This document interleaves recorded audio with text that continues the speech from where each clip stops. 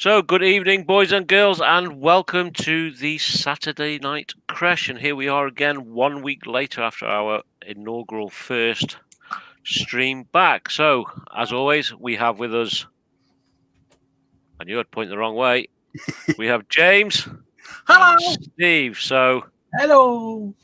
say hello, James. Hello, James. Hi, how you doing, everybody? You had a good week? I have. Excellent. And say hello, Steve. Hello, Steve. There we go. Hello. So, hopefully I'll last the whole night tonight. Yes, here we are again on a Saturday evening, and I know what I'm going to be getting up to tonight. So, what about yourself, James? What are you up to? I've got a couple of legs in which I've got to finish sanding for my Viper. It's got a little bit of wire in it now. Mhm. The rest of the Viper is all primed and done. And I've got one thing more I've got to do before I have to do the lighting, which I'm scared of. Which I might tackle the cockpit, try and paint it, weather it, whatever I've got to do to it. So it's all ready for the lights. But I may also put that to one side, and I might do a little bit of scratch building or something later. Ooh, very nice. We're talking about lighting and being scared of. We've got the professional with us, hopefully, for the whole evening this week. For the whole evening, he's taking his tablet, so he should last tonight. Yeah, we are looking at you, Steve. So, Steve, what will you be up to tonight? Well, I know I said last week I was going to do that Klingon thing, but I actually picked up my 14 Tomcat last night, and I'm carrying on a bit of a cockpit on that tonight. Excellent. So we have with us this evening so far. There's 9 people watching. What are you doing tonight? First and foremost, let's say hello to. So Mark Burgess is in with us. Good evening, Mark. So he said he's ready and waiting. He's not been at work all that long, so he'll probably fall asleep in the middle of the show. Not a problem if you're tired, Mark. Get your head down, especially if you're at work. Absolutely. And of course, we also have with us Brett from. Is it Brett from High Altitude Scale Modelling? Hi, Brett. Hi, Brett. And he is looking forward to the show. Excellent. And of course, there we have Frankie Goes to Hobbywood. Good evening, Frankie. I hope you're well. Hi, Frankie. Hi, Frankie. And Mark. So I didn't say hello, Mark. Sorry. Yep. And we've got Clarky. I think that's the first time I've seen Clarky. And he's saying good evening, everybody. Hello, Clarky. Evening. And we have Kevin Stevens with us as well, saying good evening, all. Hi, good Kevin. Evening, Kevin. Evening, Kevin. Good to see you got your mojo back, mate. He's got his mojo back, by the way, guys. Yeah, Kevin's got his mojo back. So that's us caught up with chat as it is in the moment. So, as always, last week went really, really well because chat was very active. And it kept us with things to talk about and things to do. So I haven't said what I'm going to be doing this evening. I am going to be building the last section of my Hobby Zone desk stuff, which is the last piece I've got put together, which is the corner bottle holder. So I'm going to be putting that together tonight.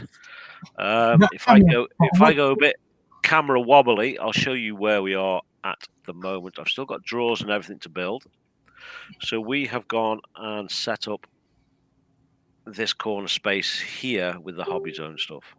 Nice. And nice.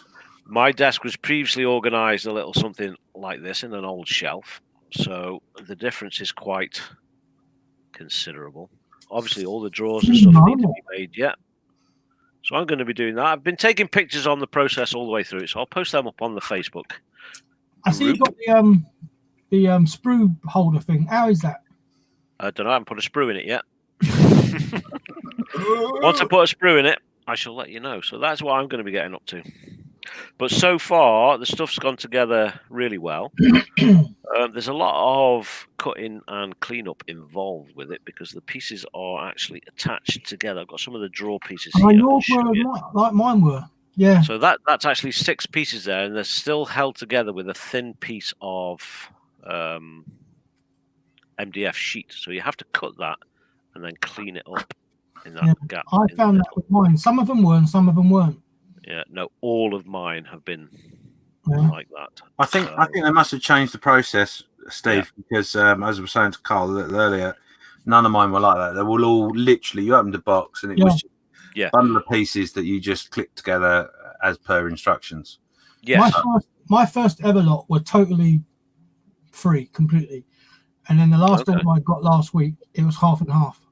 Maybe in order to keep their prices down, they've taken a process out of separating them. And maybe production as well. It'll be quicker on the machine and it'll be quicker for packaging. So yeah, absolutely. If it keeps their prices down, I'm happy to do that extra bit of work. So yeah, so there we go. So I'm going to be doing that this evening. If I get that finished, then I will start and continue with the spaceship, which is now at this stage. So we are now mounted. We've got the back end done with the engine. We've got the front end mounted as well. Wow. So we've got all the sides to do now. And then that's pretty much it. Finished, ready for paint. So we'll see how we get on. He's finished his Tamiya Hornet 172, and he's just about to glue on the canopy on a Revell 132 BAE Hawk T. And then decal tomorrow. Good luck. Very nice. Definitely got his mojo back. Oh, yeah. Yeah. Wicked stuff. A 172nd Hornet. I bet that's still not quite so small, is it? No, they're quite big planes, aren't they? Mm. Excellent.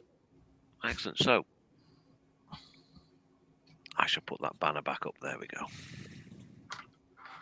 So it's my turn to host this week, so it's all new buttons, and it may take me a while to get used to what's going on. And it is my job this week to try and keep on top of chat and keep the conversation going. So, chat buddy.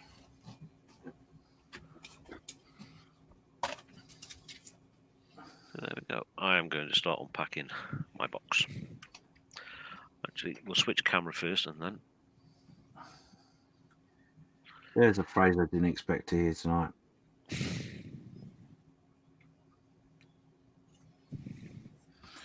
What's that? Switch camera? He's going to unpack his box. Yeah. Can you get his package out? Well. Yeah. Excuse my messy bench. That's all the bits for the spaceship just piled up. We even found a Wookiee. So. A Wookiee? Mm-hmm.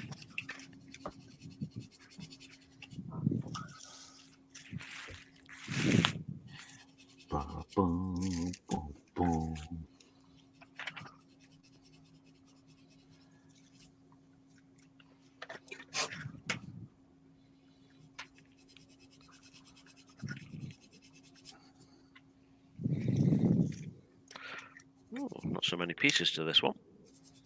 So, Steve, lighting engineer that you are, or lighting primo. Careful. Yeah. Right. Quick question for you. I might know the answer to this, but I'm going to ask it anyway. So I've obviously got some bulbs and stuff for this Viper. Yeah. Now, what is the best way of testing the bulbs before I put them in? You haven't got a voltage thing, have you? I haven't got a voltage thingy, no. Try a 5-volt battery, 9-volt battery, even the square one. Right. What size bulb you putting in? You putting in 3 mils LED? Yes. Yeah, it should be a 9-volt LED, a 9-volt battery. The square ones, yeah. Right. Okay. You know what I mean, yeah? Yes, I do. Yes. That's the one thing I haven't actually. I managed to get some bits and pieces today or this week. One thing I didn't pick up was batteries, like a numpty. You numpty. Yeah, 9-volt battery should be right. Right, and the other question I wanted to ask you, not that I'm putting you on the spot at all. Much. Fiber optics. Now, if I run some fiber optics from a lamp, say for example into the cockpit, All right. if I pop them into the hang on, let me show you what I mean. So, can you see that? Oh, can you put James on full screen? Yep, I can Oh do. yeah, sorry. There we go. Right, okay. So, hopefully that'll. Hang on. Take those off my eyes and I can see whether it's focused or not. Right. So, can you see on the cockpit there? I've got a little bit of holes here and there. Yeah. Yeah. Now, if I put a fibre optic through to this hole, but not make it flush, right, and then paint or do whatever I want to do to it, and then clip the end off. Yeah, that's fine. Will that give me the colour? Yes. It will. Right. Okay. Cool. I am. You just need to secure it from behind. Yes. Yeah, because that's, if you remember when I was doing the Star Destroyer. Yes. That's what I was doing. It was all sticking out, and then once the because I'd already painted that beforehand, but once it was all secure, then I was going around clipping the ends. Right. Okay. Yeah. That's part of the reason I think why I'm so scared of it is because there's things I want to do, I'm not sure quite how to do, and once this is in the cockpit, I'm not quite sure what process I'm going to be. Do you know what I mean? So obviously, You're probably going to have to paint that before it goes in. This is what I'm thinking. Is I've obviously undercoated it and base coated it, and I thought potentially what I'm going to have to do is I'm going to have to do all the painting. Yeah. Seal it with a gloss coat. Sorry, with a coat of some description. Yeah, because I should imagine that the access is going to be very limited. Yeah, that was my worry. Right, okay, cool. I also might have to make some additional holes to run the fibre optics through. Yes. As in that casing. This casing. In the right hand, yeah. Yeah. Yeah, no, I'm aware of that. Where does that console sit in there? In there. I'll show you. Like that. So I would put a hole where your thumb is. There. Yeah. Yeah. So to run the fibre through. Because fibre, although it's fairly flexible, it's not that flexible. No, I'd figured that bit out. I've had a little play with some. I've got lots of spare bits, so yeah. I my first attempt was to bend it, and I realised they're not as bendy as they're meant to be. Or I thought, especially the larger diameter you go. Yeah. I also tried sanding it as well, and that doesn't work. No. So yeah. And just make sure your glue's not too hot. Yeah, what's the best glue for that, you reckon? I would use some tiny dabs of super glue. Who? Super glue or the Revell one. Ah, right, yeah, okay. Yeah, but you just want a tiny little bit if you're using the super glue. Yeah. And then once it's in, try as little as possible to touch it. Yes. And I'd also run your fibres first with plenty of length on them. Yeah. And then once you're happy with them and you've run it all through the hole and everything like that, then work out where you're going to put your bulb. Yeah. And then attach to the bulb, and then let's just say trim them to the length you need. Yeah. Okay. It's a lot. It can be a bit of wastage of fibre, but I'm not worried about that. Yeah. I'd rather waste some fibre. Yeah. To get it right than not. You know what I mean? Mm-hmm. I mean, I initially when I was starting to look at it, because that's the other thing I want to try and look at tonight is how easy this PE is going to be to drill. It'll be with a hand drill, it won't be with electric one, because there are some holes that are really, really fine. Huh? You could use an electric one, but on a very, very low speed. Oh no, I haven't got one, so it'll be hand. It'll be hand. Yeah. You got a pin drill, pin vice drill. Yeah, I got a pin vice drill. That's what I'll use. Yeah. But I didn't really know I haven't quite figured out yet because I haven't done it. The holes that I've got aren't big enough for the fibre that I've got, the really small ones. Right.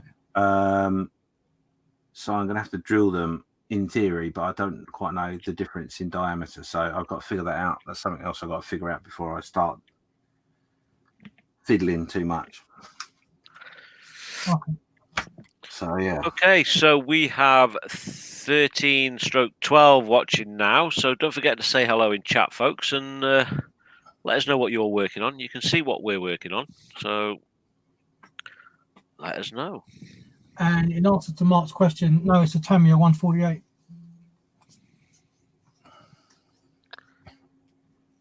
And it's the F14D. It is this one. This one here. You've only got one ear. Yeah. Oh, I watched Beethoven. the new Picard today No, on Amazon don't, Prime. don't. I'm not gonna say what it is. I haven't watched it yet. I'm not gonna say what happens or anything like that. But my initial thoughts on it are, wow. Yeah, it's supposed to be well. Absolutely superbly written.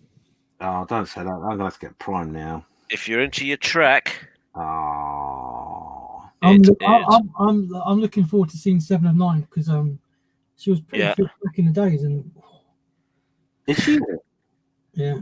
Oh, there's another reason to get Prime. Yeah, Especially when Marina. she was wearing that outfit. Christ, there was like, well. I need a steady hand. That's not helping. But yeah, it is superbly done. Good. Yeah, we've had Scotty Scale Studio join us. Good evening, Scotty. Hope you're well. Yeah. So yeah, Mark is going to watch it tomorrow. Yeah, Mark, it is superb. I like it. There's only one episode out at the moment, but yeah, that first episode, really, really good. So very well done. Good. Oh. Stupid. So 13 people watching, only 2 likes at the moment. Please make sure you take a moment to click your like or dislike. If you dislike, then tell us why you dislike. What it is you think is not right, or what we could do better. We're always willing to listen and to adapt. Indeed, yes. We will not improve or get any better unless you tell us what we're doing wrong. So. Absolutely. So Frankie says he's working on a 124 scale Porsche Carrera RS 3.0 body. Oof. Oof. Stick some pictures up in the Creche, guys. Yes, more than welcome to setting up pictures in the Creche. We are thinking future episodes of setting up a gallery so we can show your work off. So what are your thoughts? What are your thoughts on that? I know a lot of other YouTube channels do it and everything, so is it worthwhile us doing it as well? So let us know. It's always good to show your work off. Yeah. Always. It's always good to be proud of your own work. And we are our own worst critics. I know I am. Yeah. But it's also good to share because you can inspire someone else. Correct, yes. Like someone with scratch building spaceships. Who's doing that? Aren't you going to be doing some scratch building for that shortly? Shortly? No, Shortly's not in tonight. The scratch building isn't for this, actually. Okay. By the way, if you want to see some scratch building, go take a look at some of James's older stuff, some of the stuff he did. Was it last year or the year before? Your church and your street scene with the explosion. Yeah, the year before. Yes, it's going quick, isn't it? So yeah, go take a look at that, folks. It's absolutely phenomenal work. And somebody walked away with a gold from IPMS show in Telford. Yeah, got gold, didn't he? Mr. Gold Star. We are sitting here in this stream with royalty, shall we say? Oh, it's so the other year, honestly. So last year. Actually, it was a year before, James. Yeah. He's going to tell us he peaked now. Well, no, funny enough, as you brought it up, I wasn't going to say anything, but I did actually want to run something past you two. Okay. And those in the chat, really. In the Model Officers Mess, we've got a year-long build, which is a diorama build, of which I've convinced Carl to take part in. And I have my idea, and the kits should be en route soon. So basically, I have come up with the idea or proposition in my mind that I'm going to do a scene or something in relation to the Great Escape, which majority of the diorama will be scratch built. Yep.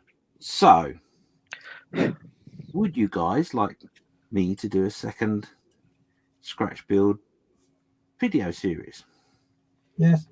Yes. Okay. No pressure, but yes, that would be excellent. So we'll go back. The question actually was, if I'm honest, with that in mind, if I'm going to do a scratch build series, was the last series, for those that watched it, too much, or was it enough? Or it was enough, maybe even a little bit more.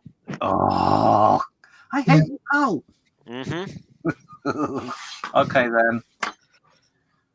Yeah, a little bit more, probably a little bit more detail on how you make the individual bits and bobs would be nice. And some of the kit you're using to do it, and some of the materials you're using to do them. Maybe even like where you get them from and things like that. Okay. Reveal your sources, master. Because we know some of the stuff that you used for the church is now very difficult to find. Some of that. It is the balsa board. Yeah, unfortunately.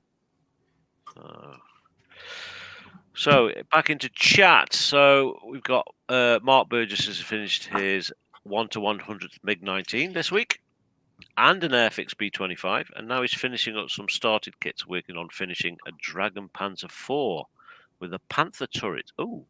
Interesting. Ooh. That'd be interesting to see, Mark. If you could post some pictures up, that'd be excellent. And we have had Kenneth join us. Hello, Kevin. How are you doing? And no, not misleading anyone tonight, Kenneth. Not yet. Anyway. Not yet. There's time. There's still time. Yes, there's plenty of time left yet. Yeah, and Brett is saying the same thing. The last series was great. Maybe a little bit more detail, please. Okay. And then Kenneth is just reminding everybody on how I tell lies and how kits can be fun to make. Oh dear. There's a song comes to mind. Oh yeah, which one's that? Let It Go. Let It Go. Go on, who's going to give us a rendition? It's the level of let it go, let it go. That's enough. Yeah, come on, Steve, give us a rendition.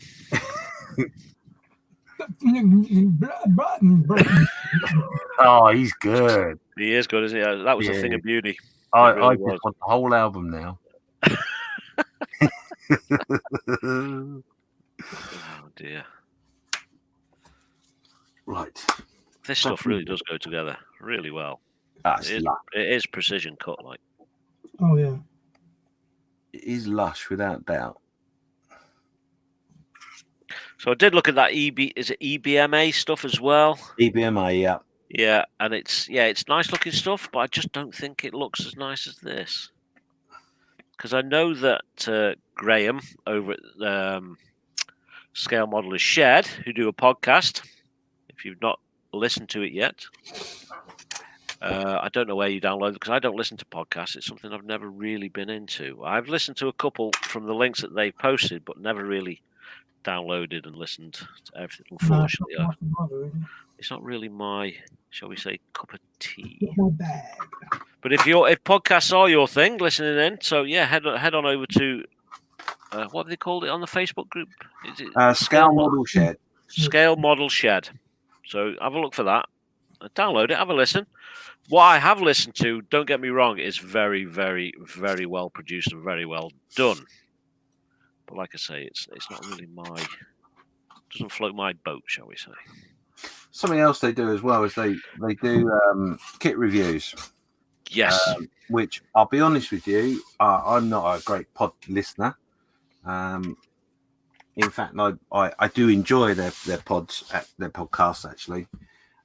Surprisingly to me, anyway.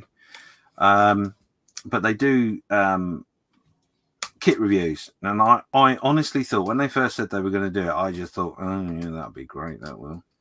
But they are actually quite good. Yes, they are. It's very well produced as well. Yes, I thought with the fact you couldn't visually see them, it would be an issue for me. Mm-hmm. But no, I do really, really enjoy them. Yeah. That's the point. While this is drying, I'm going to put this to one side. Something arrived for me in the post the other day. So, From a certain big letter, will it? so some of you may know already that eModels do a live stream on a Monday evening with Ted, Fox, Chris, and now Colin. And every now and then, Pete, the owner of eModels, throws in a little competition. And what they do is they give a kit away. And all you have to do is comment on the stream once it's finished and it's uploaded to YouTube. And then the following week, they randomly choose a name with a random name picker, and you win said kit. So I was running late Monday, and I joined the stream quite late. And they were literally just saying, okay, we're about to draw for the prize. If you've not commented on the video yet, get on over and put a comment. So I headed on over, see what the comments were about, and it was facts and things about tea. So I put tea begins with a T. And then not more than 2 minutes later, they did the draw, and whose name came out? Mine! Buggins here. So I sent Ted the email at his email address, and the next morning I got an email saying it had been dispatched, and here it is. And I haven't actually opened it yet. I thought I'd open it on here. Live opening. See what it is. So, Yeah. Wow. Make yourself big. So what do you think it is? Some of you already know. Box of spanners. Box of spanners, yeah. So, God, they've wrapped it up well. So, courtesy of emodels.co.uk, I've got no issues throwing them a quick bit of advertisement there. No, definitely not. I have another kit, and they do sell some. They sell hundreds of model kits and all the rest of it. But it's awful good that they give away stuff on their stream. I think this is the second time I've won a prize from eModels. All right. Okay. Calm down. The first time was on their second stream that they ever did. Favoritism. And it was a King Tiger by Meng. If you've not got that kit, it's an excellent kit. It's well worth buying. Oh, look, it's wrapped up in another box. Oh, excuse me. Pass the parcel, anyone? Oh, is it my turn? So I'm just going to full screen that now. We've got this far. We'll pop this open and see what we've got. I think we'll try to anyway.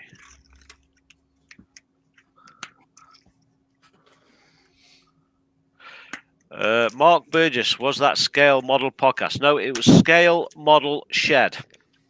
3 words. So here we go. Oh. I know someone who might already have this kit that's in chat. That'd be Brett. Oh, look, we opened up the right way to hold the suspense. Oh. Have you got a lottery ticket, Carl? So what do we have? We have dun dun dun. Oh, would you look at that? We have Ooh, very Tacoms M3 Grant CDL. Now, if you don't know what CDL stands for, anybody? Answers on a postcard. So CDL is Canal Defence Light, and obviously this M3 Grant has a great big huge light mounted to the turret. Ah. So there we go. That's what I picked up from the eModels live stream. So if you want to win, Monday nights. Reminds me, I must feel. When they give a giveaway, make sure you make a comment. So yeah. Right, figured out the diameter. Now. So I am going to do a review of this at some point. We'll do a little inbox, what's in the box, blah blah blah. It is going to be somewhere down the list for building because I have quite a few builds already this year to do. Obviously, I've got the sci-fi build, I've got the FV to finish, and then I've got my diorama to start for the diorama build. Diorama? So yeah, it's going to be a busy year this year. Oh, so Dave is in to join us. So he's saying, "Oh no, it's not another BMW bike then." No, thankfully not, Dave. Thankfully, Kenneth will be relieved because it'll save him buying another one.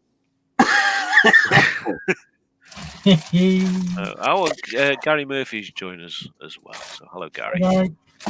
and hi, Dave. Hi, Say Dave. hi, Dave, everybody. Hi, Dave, everybody. So, yes, Frank, it came as quite a surprise. I really didn't expect that to pop up, especially seeing as I'd literally just no more than 30 seconds just put a comment on the video. So, yeah, very lucky. He is. And Dave says hello back, everybody. He's written hello back, everybody. No, just hello. Oh, I'm just telling you lot. Stop being awkward. Frankie's saying armour isn't his comfy zone. Armour is my comfy zone because if you mess it all up, you can just cover it in mud, which is nice.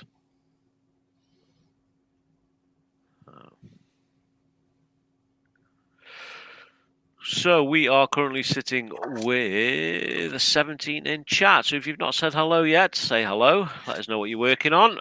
Hello. Hello. I'm just playing with Blue Tack, watching chat. I'll do my best to watch chat. And building up the hobby zone. This is the corner piece for a bottle module. It's not for any Pacific. People go swimming there. It's not for any specific bottle size. It's just the blank ones at the moment. So I'm building that up because I have changed the corner of my desk and I bought some hobby zone stuff. And for those that don't have any, it is actually very, very nice stuff. It's made my desk look 10 times better, and it's still a mess at the moment. But it looks, like I say, 10 times better than it did. I've got all mine done up. It's really good. Yeah. I'm not a big tidy freak, but I got to be honest. The one thing I like about that stuff is it's really easy to tidy up your desk and keep it tidy. Yes. The only thing that only because I'm a bit anal, I think, really, but the only thing that I haven't done yet is I will be labelling the drawers so I know what's in them, because I do get a little bit confused sometimes. Yes, we've got a label printer at work. My plan is once I've actually decided what's going in the drawers, I'll print some labels and stick them on. Yeah. So it's easy reference. I think it's worth it. I mean, I resisted doing it. But I've found that they're a little bit like I'll throw everything in any drawer, and I don't like that. It's not nice. So, and also, to be honest, it does take you. I mean, on here I've got quite a few drawers, but it does take you a little while to figure out exactly where you want to put everything as well. So that's a bonus. James, your mic's dropped out a bit. It's dropped out a little bit. You're very faint. It's because I've got my face to the bench. Yeah, so Dave is saying they're going to have me building and painting Warhammer soon. I do actually have some Warhammer that is halfway through being built, Dave. It's the I can't remember that. I can't find it. I've just had a quick look, but I couldn't find it. It's in the cupboard somewhere, half built. So yeah, I used to do Warhammer before they even had plastic models. Back when it was all white metal. Long time ago. I'm talking probably 1988, 87, 88, something like that. Real long time ago. When it wasn't cool. When it wasn't cool, yeah. So, but my eyes just can't handle that stuff no more. It's way too small. He says after he's just done a 170 seconds, Willie G. Yeah.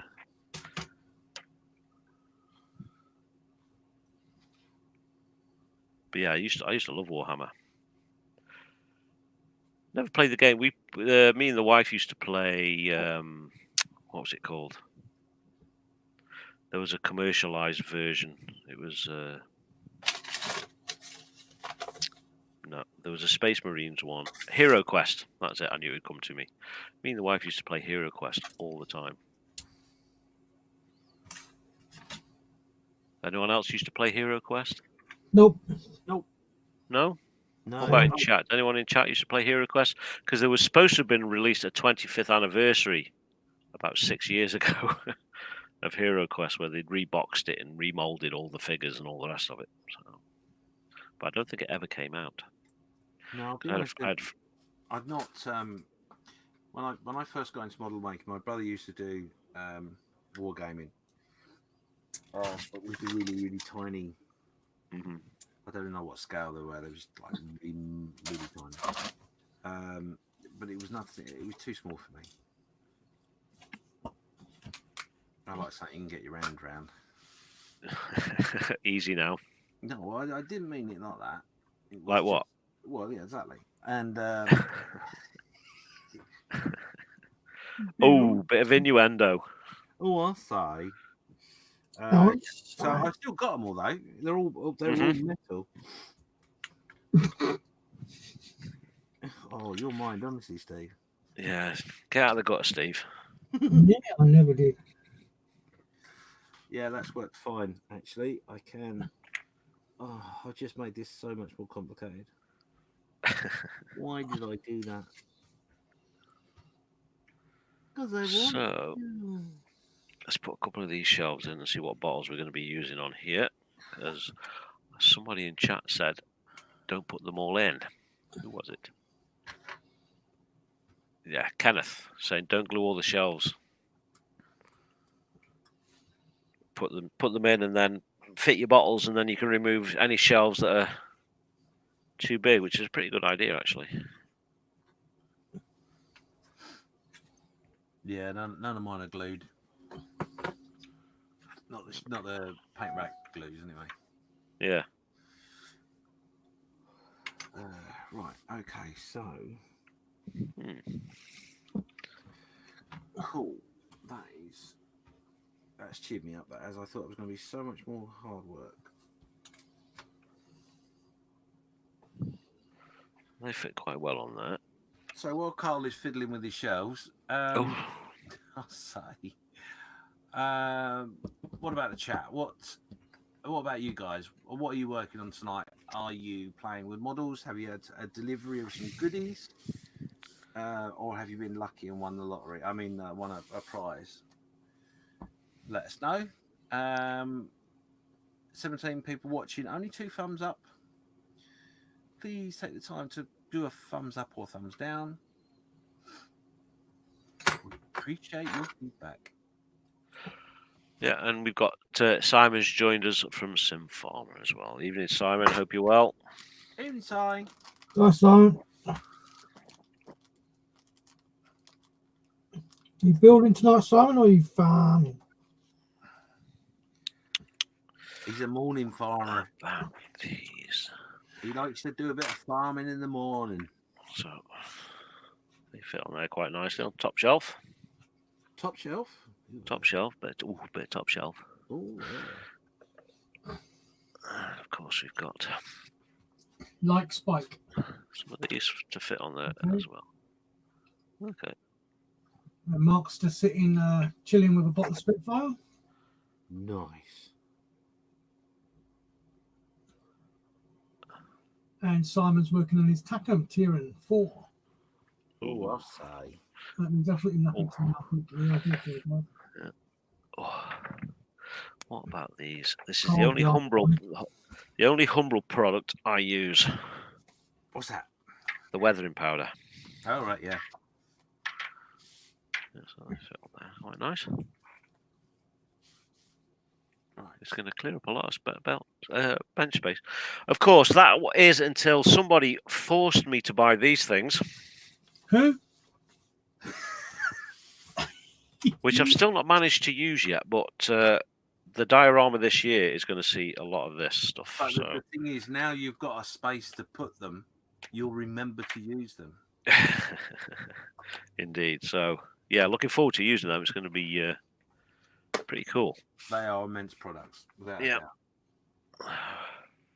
A good tip, really, if you're doing a diorama, well, even anything really, if you want to simulate mud or dust and etc., a pigment is a really, really good way of doing it. Yes, you can lather it on without meaning to. You could drop it on there if you like, without meaning to, and then just fade it off to the point where you want it.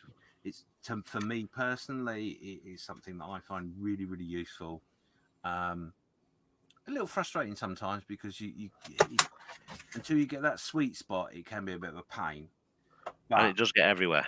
It does get everywhere. That's the only thing I will warn you. Whatever you do, do not do it when you've got a cold. Yeah. A quick sneeze and that'll be it. Right then. So the only shelf I'm going to fix in place is going to be the top one.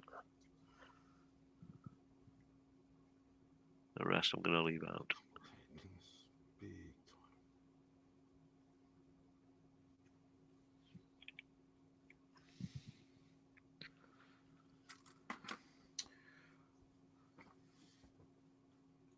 Right, I'm going to get my chopper out. Is it a big chopper? It is quite a big chopper, as it happens. Excellent. I do hate it when someone doesn't clean the equipment. Come on. So you're saying you've got a dirty chopper? So once it's had a blow, it's not so dirty.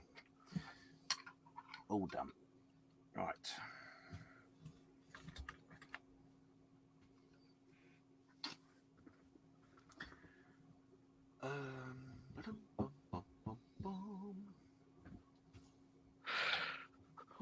So we've just got the backs to put on once that's a bit dry.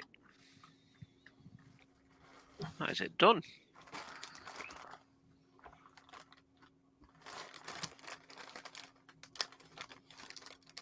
So Mark says apart from his Panzer IV, he's also working on a 148th Beaufighter. Oh, that's going to be quite big as well, isn't it? Yeah, Beaufighter's not a small plane. Nice. I am pronouncing that right, aren't I? You are. Because you could pronounce it Beaufighter. A fighter with a smelly problem.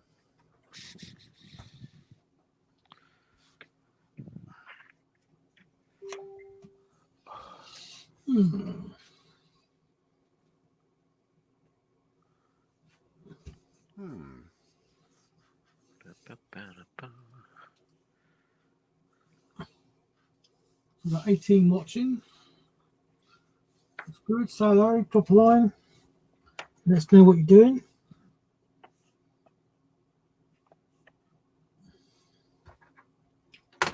So is that the last thing you've got to put together, Carl? Once this is together, that's all the main units built. I've then just got to do the drawers. So none of the drawers are built yet.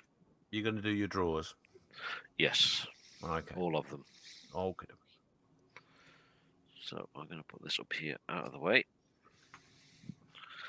so she can dry properly. Actually, I'm going to put it down there because I know for a fact I will knock it if it's on the table. Cool. I'll put these to one side. Right. Spaceship.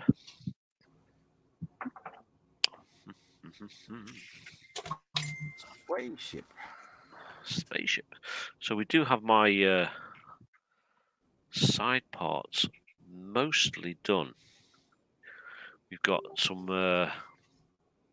mounts fitted to the side of this. They are they're actually off the... Which kit were these off? Can't remember. It was a tank kit. It's for mounting the side panels of the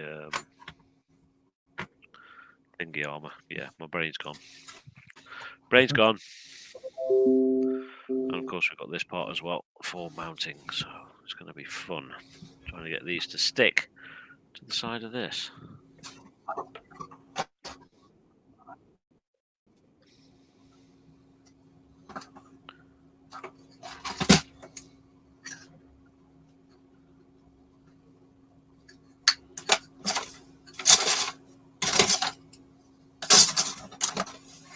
Mark was saying the wingspan is bigger than the 148th Hunter sitting next to it. Yeah.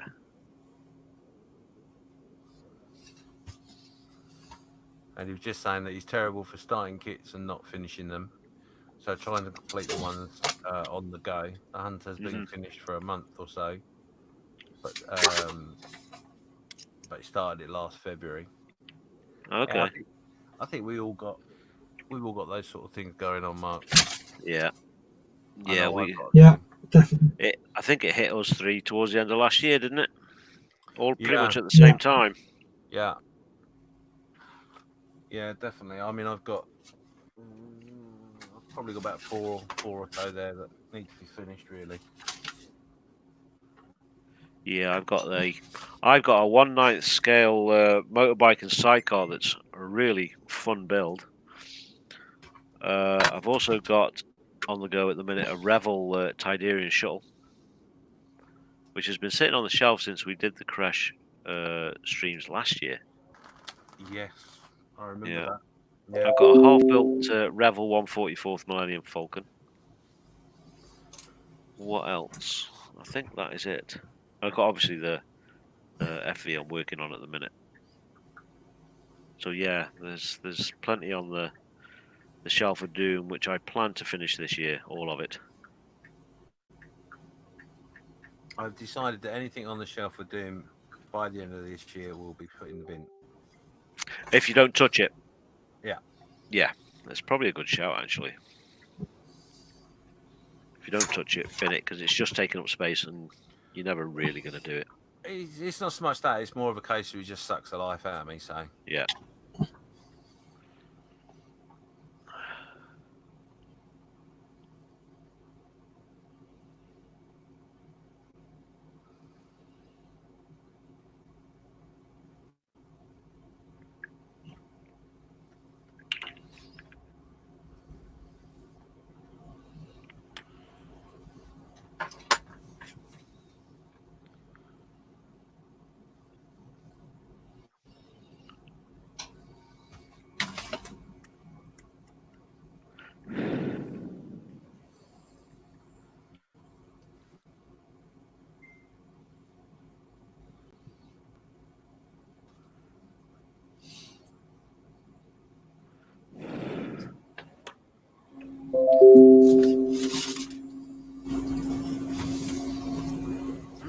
Steve's back.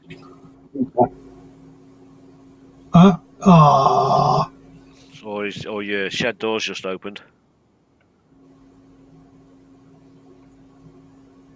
No. My feed's gone again.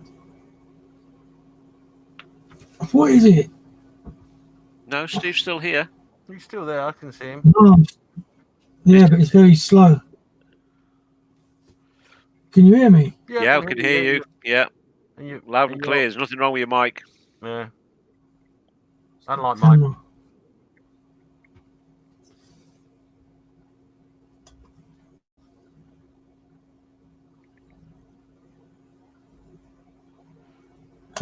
So we've just had join us scale modelling channel Frankie B. Good evening, Frankie. Thanks for joining us. Evening, Frankie. Evening. Yeah, Mark has just said that your feed has gone very jerky at the moment. Yeah, there's nothing wrong. You've got no stutter on your mic or anything like that. So the mic sounds are fine. It is just your camera feed that's gone really slow. Oh, why? Computer's not getting hot, is it, Steve? No. I'll switch cameras, see if that makes a difference. No, not sure. No, it's just PC.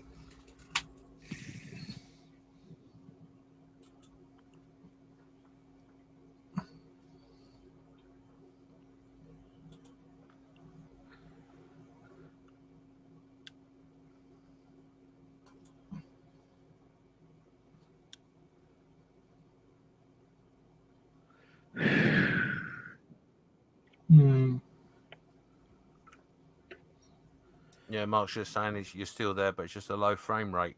Yeah. No, I can't change the camera.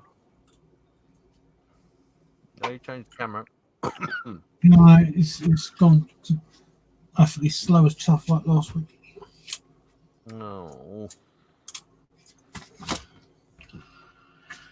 No, that's the wrong one. Try that one. Carl, Yo. just check the message I sent you a second ago. Stand by. Let me just get this stuck down. Yeah. No rush. No rush. Have you done it yet? Sounds just like my wife.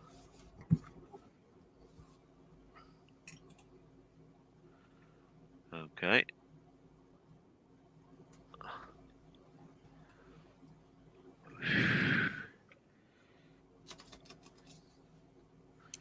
So how does that look?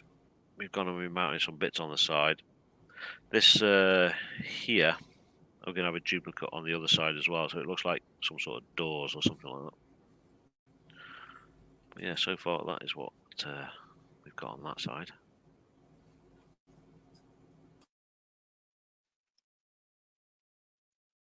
Oh, we've just lost everybody.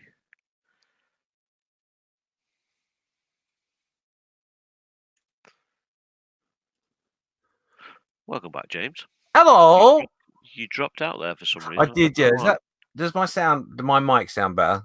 It does a lot better, yes. Yeah, I don't know what that was about. Weird. And we've lost Steve as well. Yeah, I noticed Steve dropped out. I think we both went and had a bit of a boot with our computer. Ah, okay.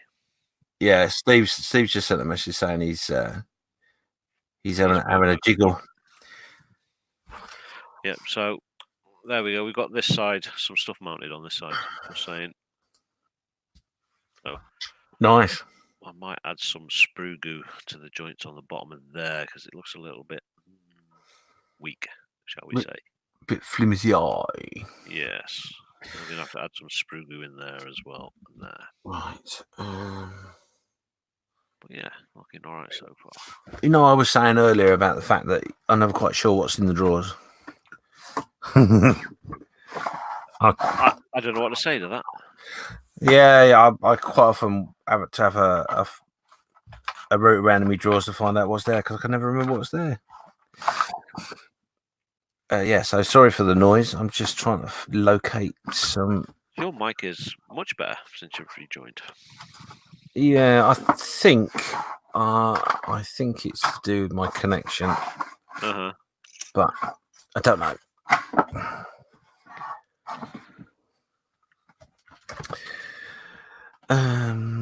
Right, okay. Oh, that's not going well, is it?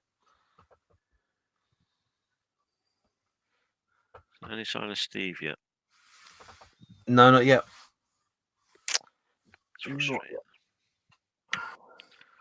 Super glue's really sticky, isn't it? It can be very sticky. Very sticky. I might go back to plan B. Right. I am looking for some glue. It's very one-sided heavy now. Yeah, it will be with that on there, won't it? Yeah. That's looking all right. It reminds me a bit, now that it's starting to take shape, it reminds me a bit of the Earth Force cruisers from Babylon 5. If we'd have built a ring bit around the middle, Yes. Something spinning around the middle, it'd have been very much, Yes. apart from the engine. Don't look at the engine bit.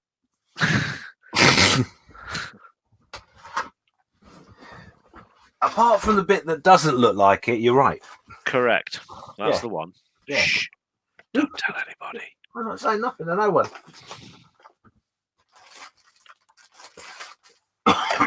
Oh dear. That's it. It's all broken.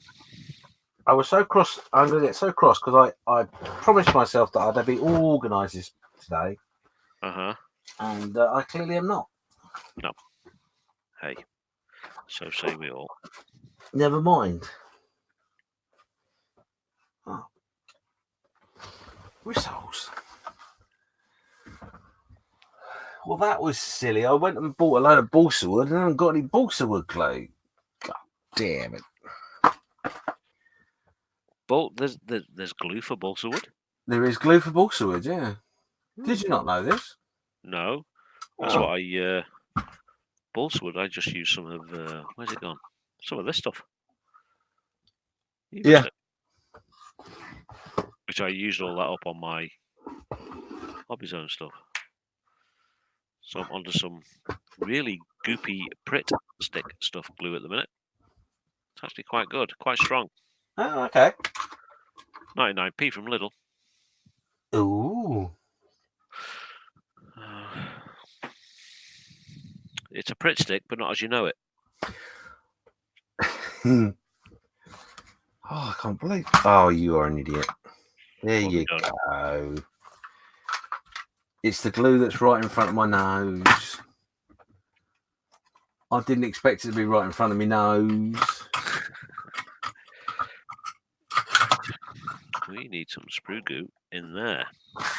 Right. Okay.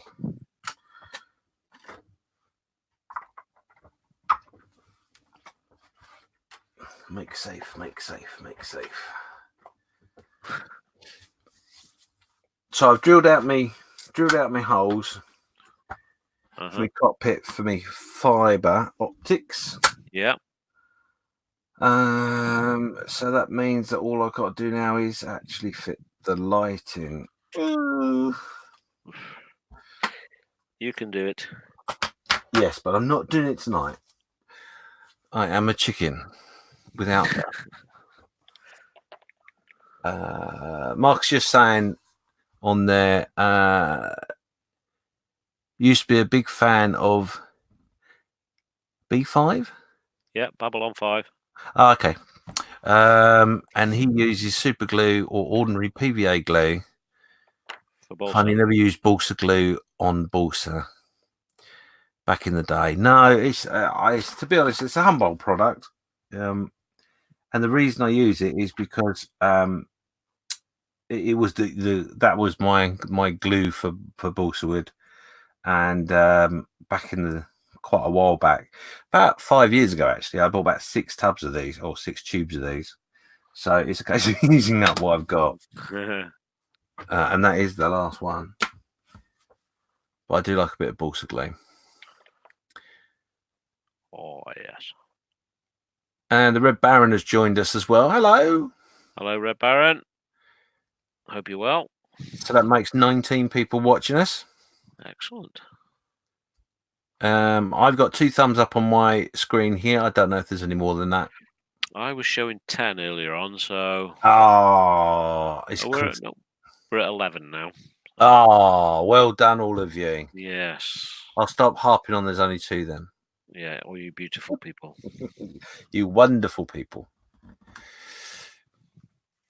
Actually, while we're talking about wonderful people, before I start doing this, just as a thought, guys, if you like what we're doing and you have a friend or associate that you think may enjoy it as well, please be, we're more than happy for you to share the link in groups. We're more than happy for you to tell your friends and ask them to come and join us. Indeed. The more, the merrier, honestly. Yep. And just to clarify something that came up before the show, we do have a Facebook page for the Saturday Night Creche. Mm-hmm. It is all linked to mine, Carl's, and Steve's Facebook page, and we put the links up for these said shows in all 3 groups, as well as the Saturday Night Creche. So if you're not a member of all of those, please do join everybody and get your friends to join us as well, because we, as I say, more the merrier. Yep. The more interaction we get, the better. Indeed, yeah. And if you do have your own YouTube channel or Facebook pages and groups, I believe all 3 Facebook groups are more than happy for you to share your pages, your groups, Absolutely. your YouTube channels, any blogs you do, any podcasts, anything like that. Yep. Share away. We're all about supporting each other in the community. Yeah, Red Baron says his friends aren't into modelling. Yeah, most of my friends don't model. No, none of my friends model. The only people that I model with are people either online or in groups like this one. Yep. So in the last 4 years I've been doing this, I've made lots of new friends that are into modelling. It's a good community for the most part. Yes, definitely. It's always going to be the troublemakers, shall we say. I think Steve is refreshed. Happy days. Yes, he's here, and he is coming in now. There we go. Oh. Welcome back, Steve. Hello. Hey. Hey, look at that. That's better. And And look at that. He made us tea, Carl. Nice one, Steve. I am parched. You're a star. Oh, Johnny. Parched. So I've been out all afternoon at the local rugby club, which I am a member of. I don't play, I just help out with the club. And we were out painting the line in the pitch this morning I got there for 9:30. The boy that was there before me was there since 8. And we played the game this afternoon. And some boy got his studs stuck in the ground, and someone tackled him at the same time. And everybody on the pitch heard his knee go crack. Ow. So I spent the rest of the afternoon standing at the entrance to the rugby club waiting for a blooming ambulance. It was absolutely freezing. But the boy is all right. He was fully awake and conscious and all the rest of it. So that's at least a bit of good news. Yeah, that's what I was doing this afternoon. So would it be safe to say you were doing your lines? Yes. Yeah, oh yes, indeed. Week.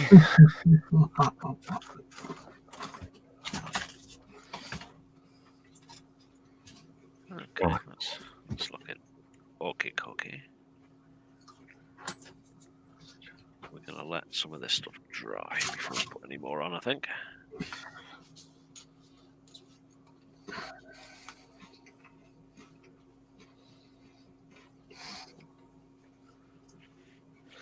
So we've had Jamie join us. Hi, Jamie. Jamie. Oh.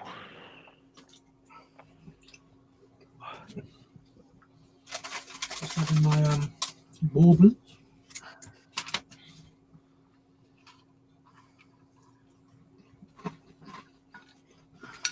Oh.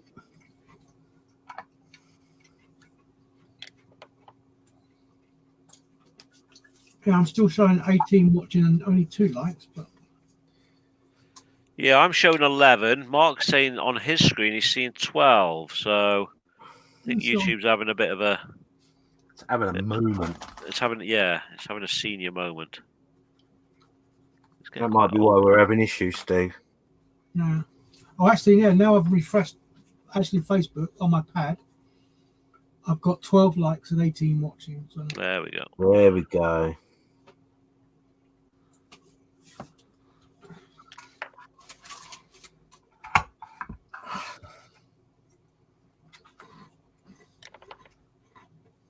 Gotta love sprue goo. Oh yes. Especially if you're building a motorbike.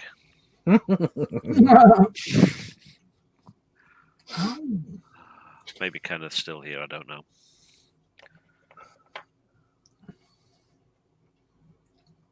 Oh. Oh no. So my mother-in-law is fast approaching. Is she heading down the garden, is she? No. Are they on the flight yet? Yeah. Yeah. She should be landing in about 20 minutes, I think. You're not picking her up, no? No, I'll let the wife go do that. Didn't you pick her up last time? I did last time, yeah. That's because Andrew was working, so. Yeah. I said, no, you can do it this time. Do you get on with your mother-in-law? Yeah, she's all right. Yeah, I got on with my mother-in-law really well. I also really well, but I get on to it, you know.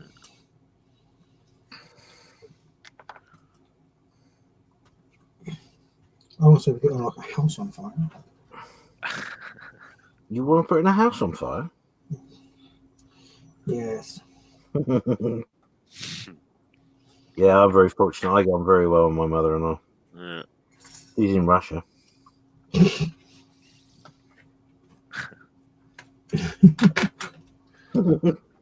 You are silly. I am. Hey, you guys.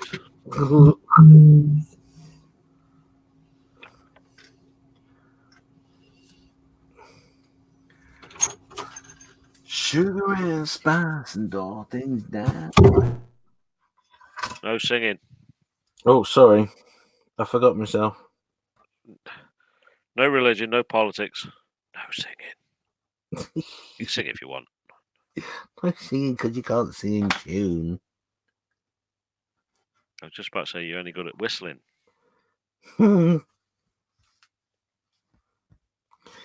Funny you should say that. No.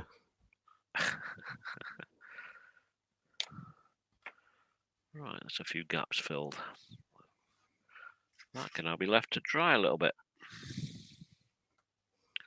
Spaceship. I'm going to have a drink. Where's my drink? Product placement.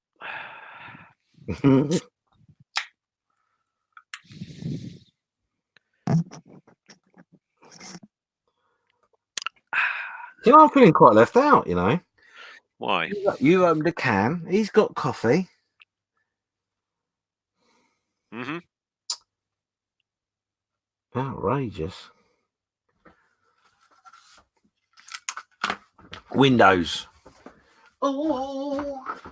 Yeah, Mark Burge is saying his son, 12-year-old, loves playing rugby, but I worry that something like that will happen to him. Yeah, you'll find that the juniors don't quite play full contact. There's certain rules and regs that stop them from thinking. But saying that, this was the over 35s rugby we were watching today. So, and they have certain rules and regulations about how they tackle, how they scrum, and all the rest of it. And it still happened to him. He was quite unfortunate, actually. And Red Baron Model is saying rugby isn't really played where he lives. Seems a bit more extreme than US football.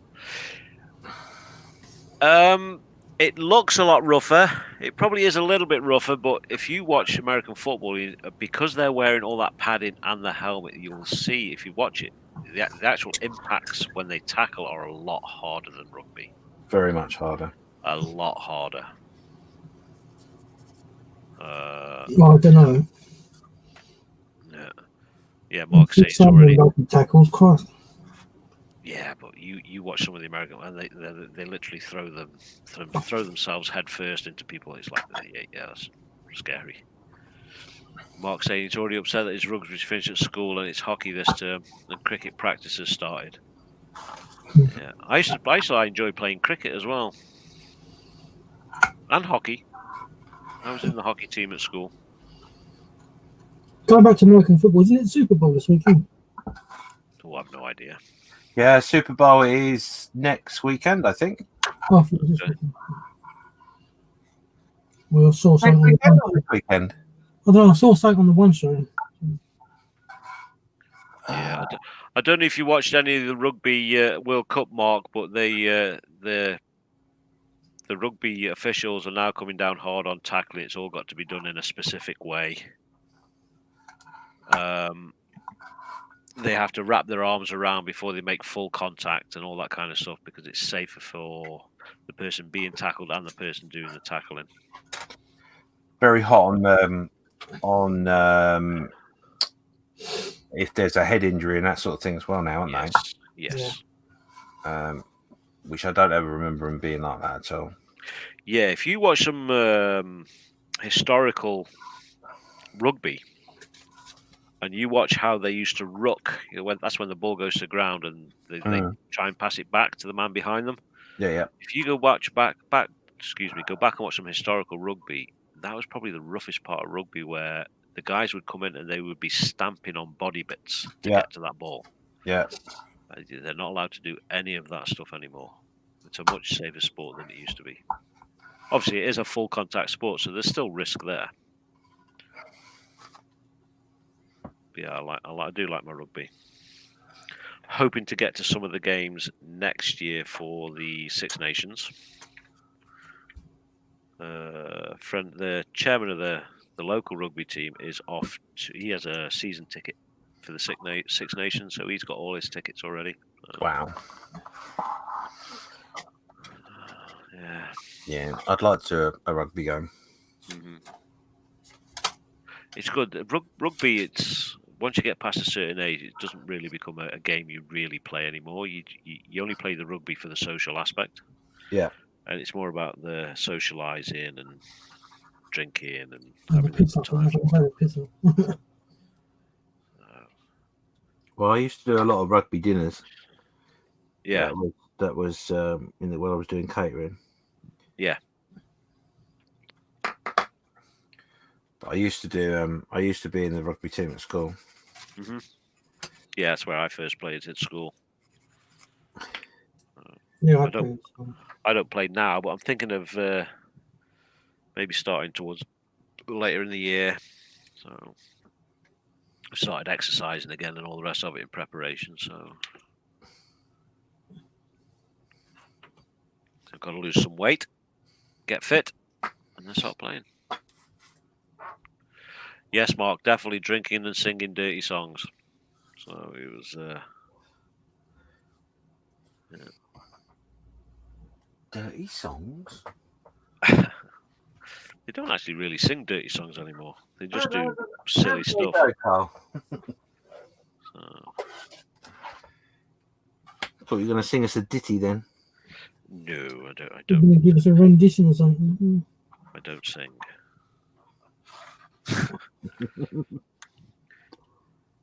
I wail. I don't sing. Oh.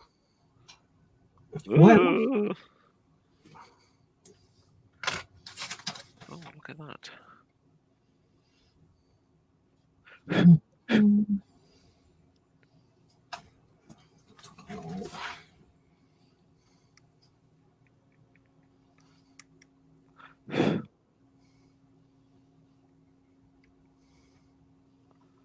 My God, how small is it? Yeah, I still like my football, Mark. I don't really watch very much anymore. I used to watch my local team all the time. It'd be there every home game, the occasional away game. And didn't really have a Premiership team, but I pretty much followed Liverpool as a Premiership team, but they weren't really my team, shall we say. You were a Liverpool supporter? That's my. If I choose a Premiership team, it's Liverpool. Well, never. But they're not my team, shall we say. My team is Port Vale. As you can probably see from the top I'm wearing at the moment. Well, never. If we change camera. I knew there was something about it. This team here, Port Vale. Oh, yeah. City of Burslem.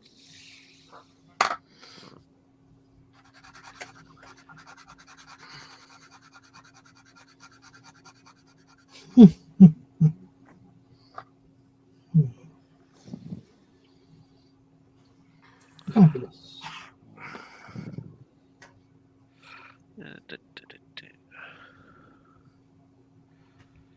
Right, I'm at a bit of a sticky end. What to do? What can I do, boys? Well, Prime it. Put that up there out of the way. have you done all your Googlies now? No, there's still some to stick on, but I can't really put the other side on until I've let this sprue goo dry up, get it sanded back. Oh, gotcha. Just filled in all the gaps and all the rest of that stuff. Yeah. I just thought of something, and you completely threw me off with your comment. Oh, I've got some drawer bits to clean up. I'll do that. There we go. When I was saying earlier on, when you cut this stuff off, you get left with these little nubs. Very much like if you're cutting off a model kit. So you've got to obviously get these trimmed back and cleaned up. Otherwise, they just look a mess. So I'm going to carry on and do this. Dewberry.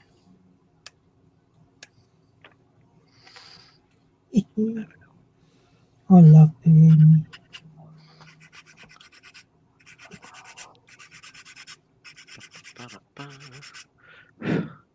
Isn't PE wonderful?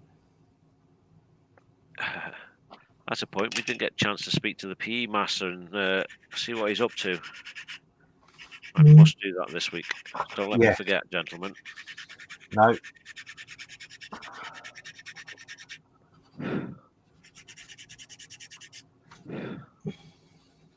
So I do believe we are not going to be here next week because you'll be working, I do believe, James, and Steve will be entertaining his mother-in-law. And I will be on call still. I'm on call at the moment, so if I do disappear, it's because I'm taking a call from work. So you'll have to excuse me. Oh, can I believe it? Yeah, so the plan will be we're going to do it fortnightly. Yeah. So every other Saturday, and that's one of the reasons why there's the extra one this week. Used to get us back into the pattern where we were or want to be. Yep. And then we will take turns in hosting it. It'll go up every fortnight. Yep. Yep. Yep. The good one about this as well is if whoever is hosting, their PC does crash, the actual stream stays live. Yeah, that's good. I do believe it stays live, so that's good. Maybe we'll get to test it in a fortnight, Steve. Yeah. I hope not. But you might have to put that theory to test.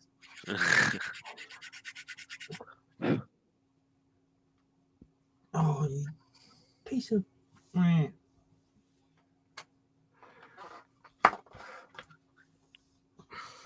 that's that bit gone there. I don't think I'm going to put them tiny bit on. Okay. Right, so what's next?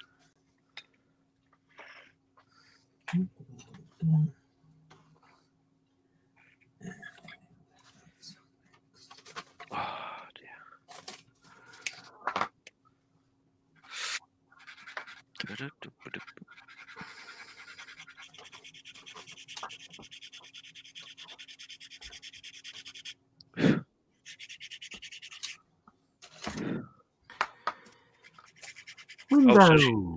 So she finally found out, Steve and James. Oh, right, yes. Yeah. So I didn't get much of a comment, just, I like those. Oh. So, I think I got away with it. For those in the chat that don't realise what we're talking about, these weren't bought with permission.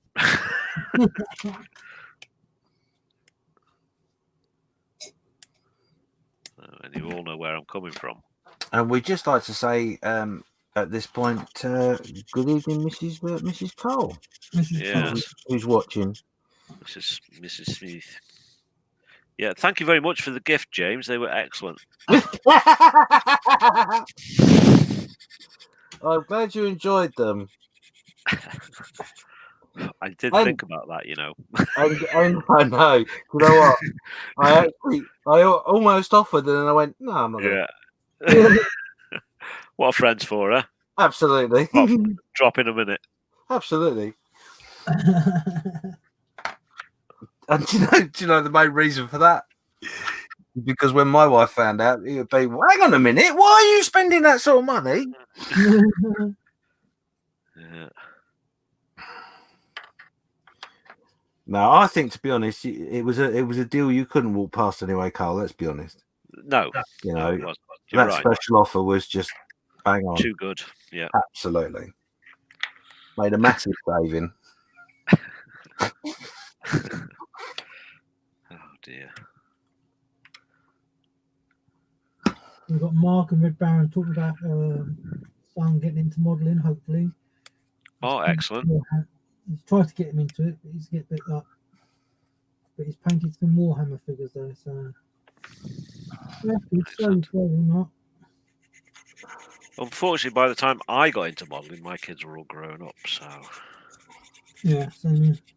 Well, I've got girls as well. Girls model too, Steve. No, this mine not there. Yours aren't just not interested at all. No, they haven't got the patience. Yeah.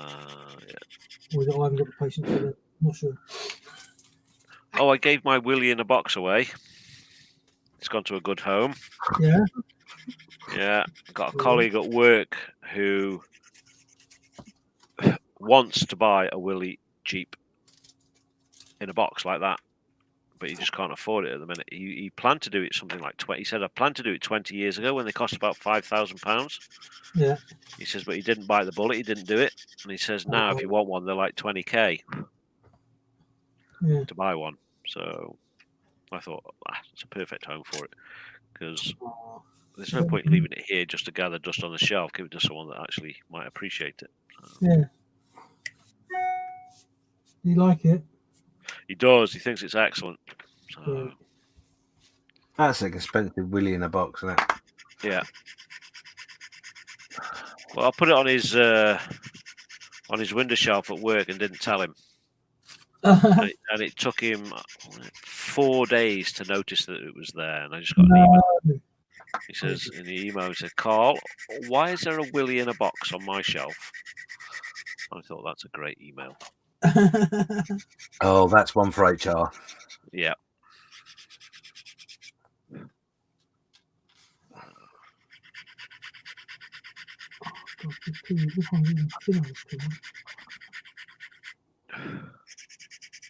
But his son likes modelling as well.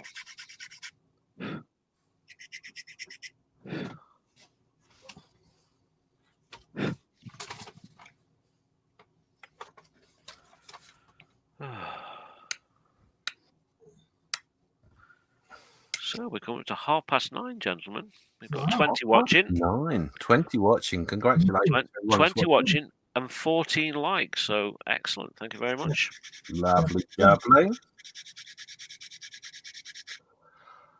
Make sure those that are watching say hello. Indeed.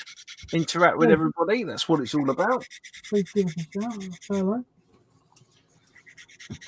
Let us know what you're doing tonight. If you're sat at the bench or watching chillaxing, drinking.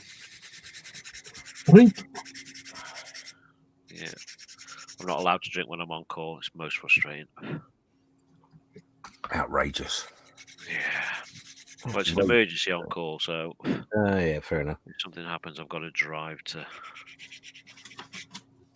either work or the heliport to pick someone up or something like that. So, not worth the risk. No, absolutely not. Definitely not. Not when you depend on it.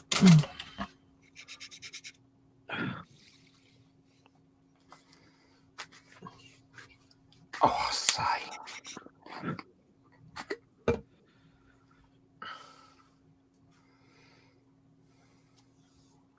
Yeah, Scotty Scale Stew said he's only been back into the hobby for the last 3 years now after a very long departure. You usually find that. Yep. Quite a lot of people doing that. The only modelling I did, and I wouldn't really class it as modelling when I was younger, was painting Warhammer figures. Didn't model as the sense of actually building something. Because like I said earlier on, back then it just came as a solid cast white metal figure. Yeah. There was no construction required for the most part. Some of the bigger kits, the white metal, you used to have to construct them.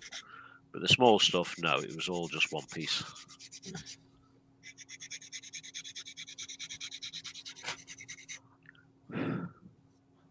I don't know if you've seen Dave on his channel doing some painting of the Warhammer stuff.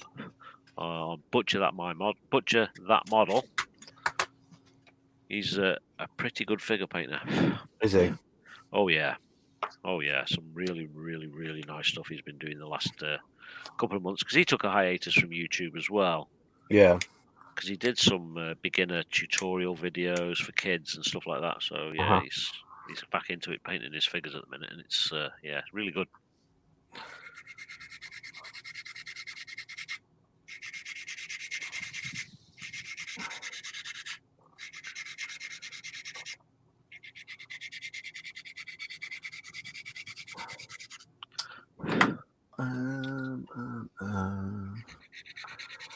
It's going to take me a week to clean all this up once we're finished.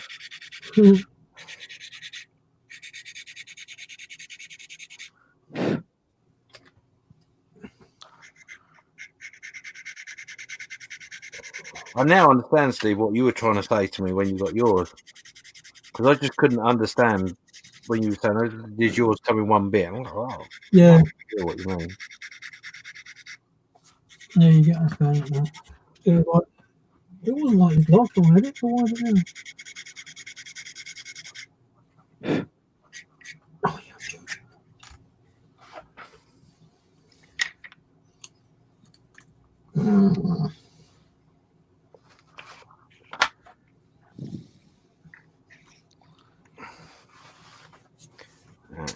Okay.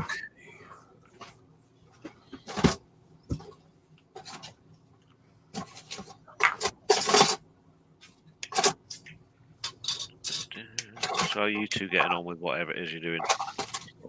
Yeah, I've got one window frame started. I've had a bit of a change of heart on the method of gluing it together. Yeah. I'm actually going to use some wood glue instead.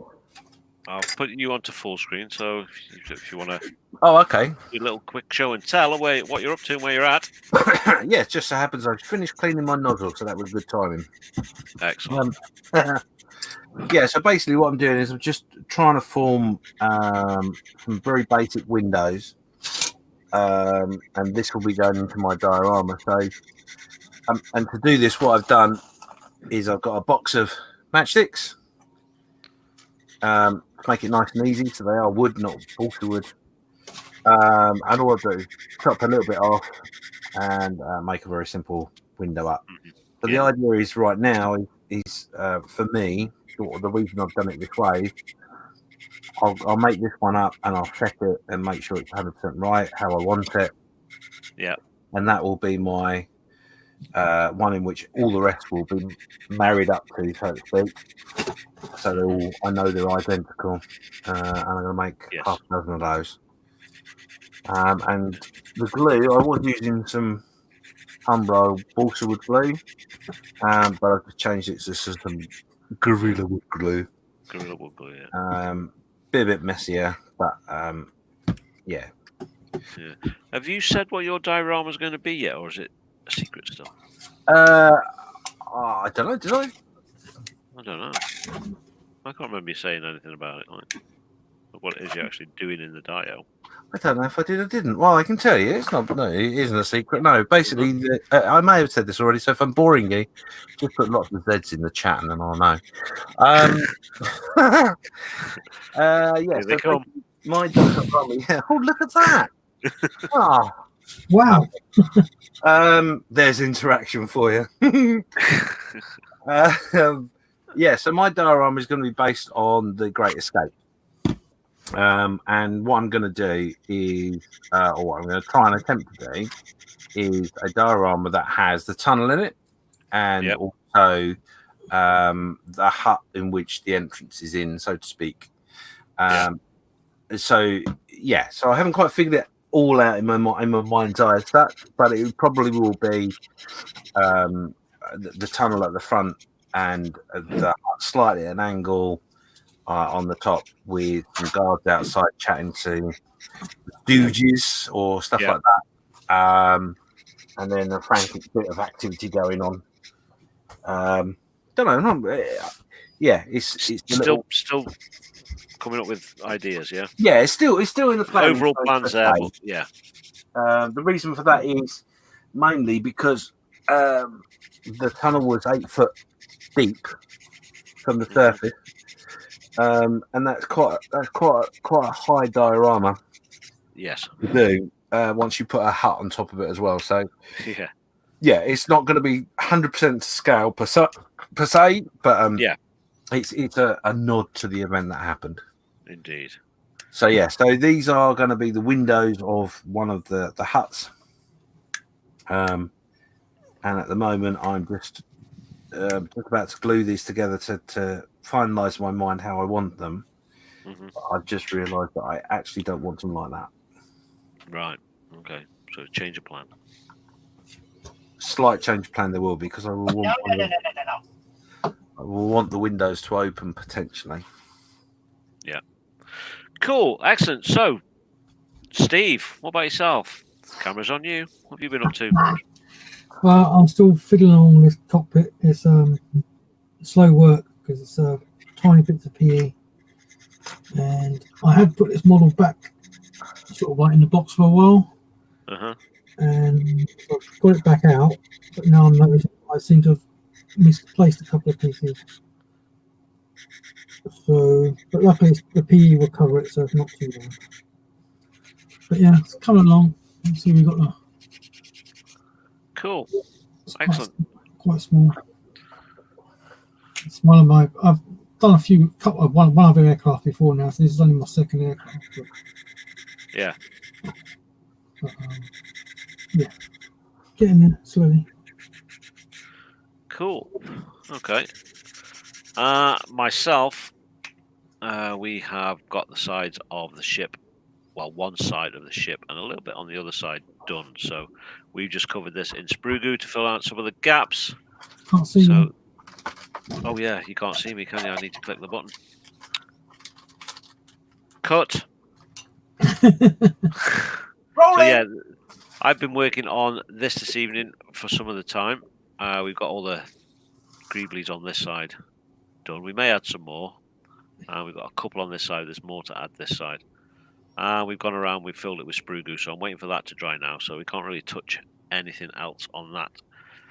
And I've also been sanding down and cutting up the Hobby Zone drawers and bits and bobs for the Hobby Zone stuff that we are playing around with. So we've got 2 drawer pieces, 2 corner pieces, and we've got the, what's it called? Sprue holder. Yeah. So I am working on getting all that cleaned up, ready to be built. So, and it's. Yeah, I'd like to see how you get on with that sprue holder. Sorry.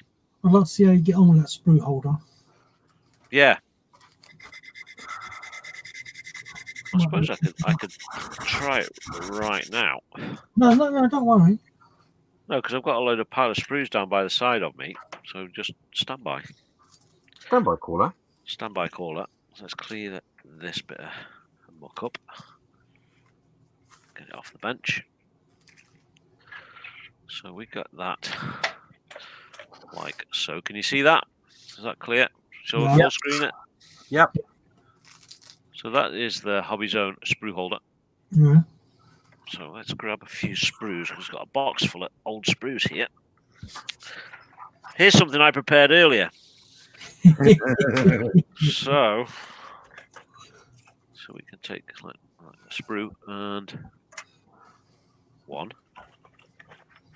See if we can find a big one. So we've got a big one. Ooh, So like that. Sprue. It's doing all right so far. Great. Yeah, that's pretty good actually. Oh, that's all good to see. Oof, got another big one. Oof. Fine. Yeah. It's not holding that one so well. There we go. So yeah, that's not bad actually. Yeah, It's pretty cool. it is quite good actually. I suppose the proof will be in when we actually come to actually build a model. Yeah. We've got them all the sprues in order, so it's like A, B, C, D, or 1, 2, 3, 4. Yeah. I can imagine that's going to be a lot easier than having them all piled up and having to keep go. Go through them all. Yeah, because that's Because every time, whichever sprue you want, it's always the bottom one. Yeah, definitely. So I think it'll come in handy then. So yeah, that is the Hobby Zone sprue holder. So. I could look at it. I don't know where I'll put it, but I could go there actually. So I'm tempted to paint the sides white just to get them to match up, because if there's nothing sitting on it, it's quite obvious that it's MDF. Yeah. Shall we say. Yeah, that's not bad for you, is it? No, but it makes it look a little bit untidy when it's all white, and then you've got like, especially when you're putting something like this onto the side of something, because it only covers up half of the. So you got like a bit of MDF that sticks out like that. I'm just thinking of painting that bit, so it blends in with the rest. Really, we'll see. We'll see once it's actually built and all together. Anybody in chat have this Hobby Zone stuff? What do they think of it? So far, it's made my bench look 10 times better than it was.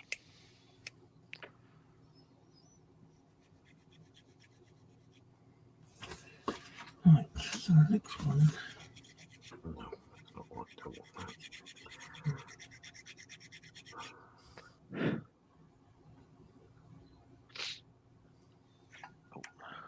Go back to this screen so I can see everybody. I keep forgetting to press buttons, James. Yeah. Yeah, he's a bit on the button. Button heavy. What the buttons do is really nice, though. Oh yeah.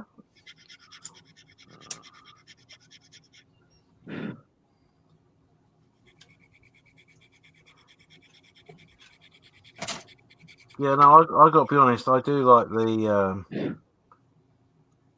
the format. I really do.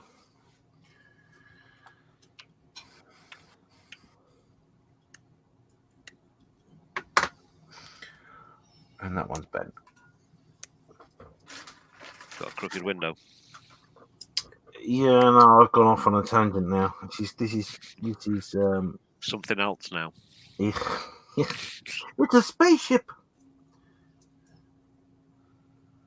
No, this is the problem. When I do scratch building, I do something and go, yeah, that's all right, but and all of a sudden now I'm going for a mixture of balsa wood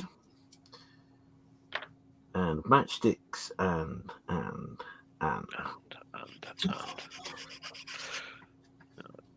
So Scotty is saying that he has a 3-tier Vallejo bottle rack and he loves it. Red Brown says he has stackable boxes. Yeah, that's what I've got as well at the minute. I got I think they come in sets of 3, and I've got 3 of them stacked on top of each other, and they're actually quite good as well. Just plastic.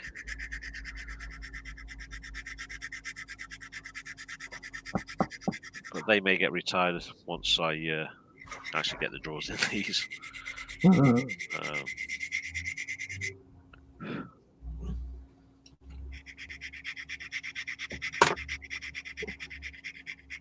A 4-tier one, not a 3-tier one, he's saying. What, paint rack? Yes. Yeah.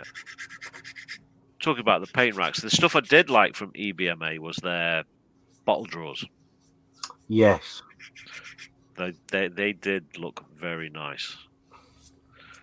Yeah, so it's effectively what it is a 2-drawer box, and you can have them for all different types of paints. So you can stack, was it something like 34 bottles per shelf?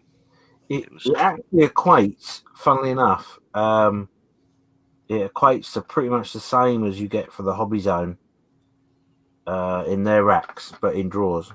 Yes. So the only thing that I didn't like or was a bit hesitant on was that the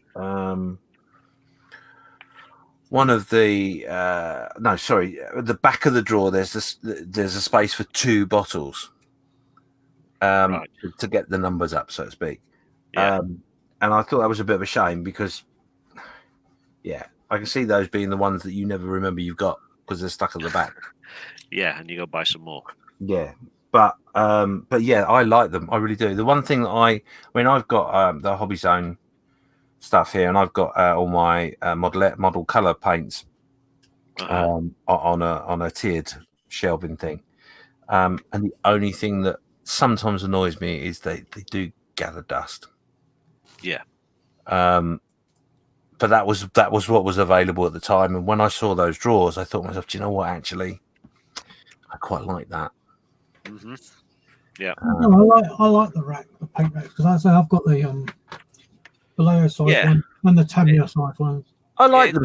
I like them, Steve. Don't get me wrong. I do like them, and I like the fact that all the colours are there. It's all very visible. The one thing I don't like is you get the ones that are like a picture frame that they all sit in from other companies, and you end up with potentially you're looking at just the lids. Yeah. Well, if you're using, like, for example, Tamiya bottles, the lids are coloured. That's lovely. If they're model colour or similar sort of bottles, the colour's not on the lid. You have to paint the lid to be able to know what the colour. Especially the below ones. Yeah. Yeah. And that's a bit of a shame. Yeah, personal preference, though, I suppose, really, isn't it? It's if you want to show your paints or not. Absolutely. I mean, I like the way it is purely because I can read the numbers of the bottles.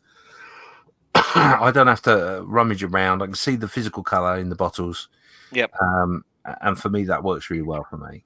But yeah, like I say, dust is probably the only thing that would be a minus per se, but not massive. Yeah. Don't get me wrong. It doesn't. I don't get the duster out and dust it. Just about Mark's going. So see you later, Mark. See you, Mark. Thanks for coming along. Thanks. Okay. See you in a couple of weeks. Hopefully, yeah. Right, what am I doing here? No, I want that. Right. Yeah. Full length. Full length. 2 weeks. 2 weeks. Sounds long when you say it like that, doesn't it? Mm. How long are you planning on coming to Mars? 2 weeks.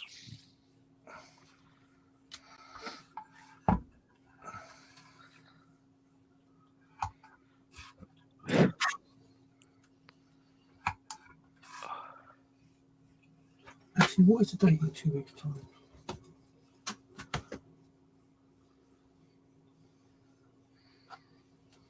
Say that again, Steve. Sorry.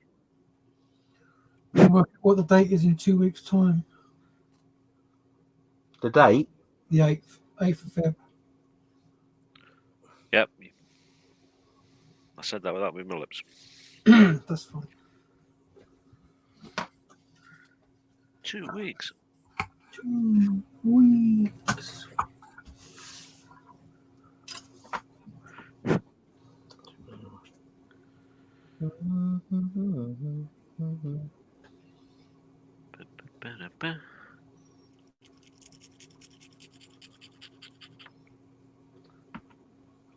Alrighty.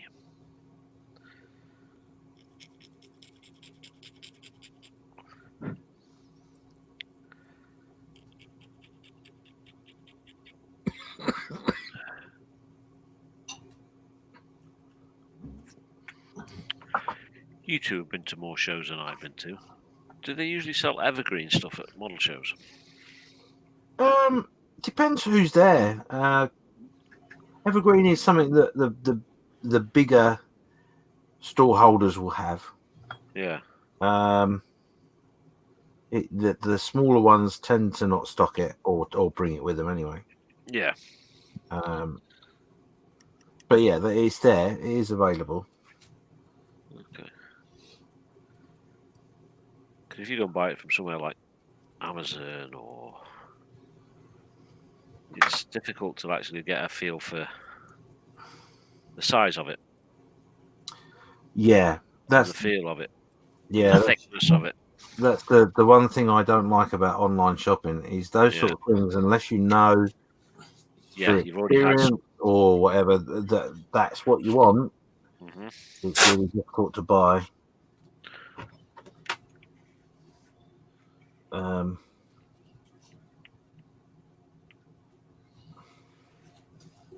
And hence that's one of the reasons why I had a little jolly down to London this week to go and get some supplies and bits and pieces, is because that's my nearest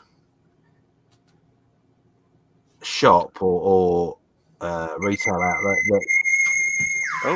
Hello. That's my nearest retail outlet that I know is going to have everything I want. Yes. Or could want, you know. Makes it a little bit more dearer sometimes, but it's worth it to be able to pick it up and have a look at it, so to speak. Yeah. Going back to what you talking about, the paint racks, Red Baron says way around those other racks is if you just put a drop of paint on the top of each bottle. Yes, I've seen that done, yes. Yeah, you can do. You can do that. Scotty says that's what he does. So. Yeah. I'm not going to lie, gentlemen. I'm lazy. No, you don't. Right, this is better. This is better.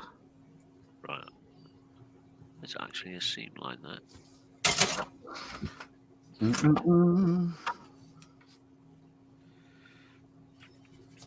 Oh, no, you don't.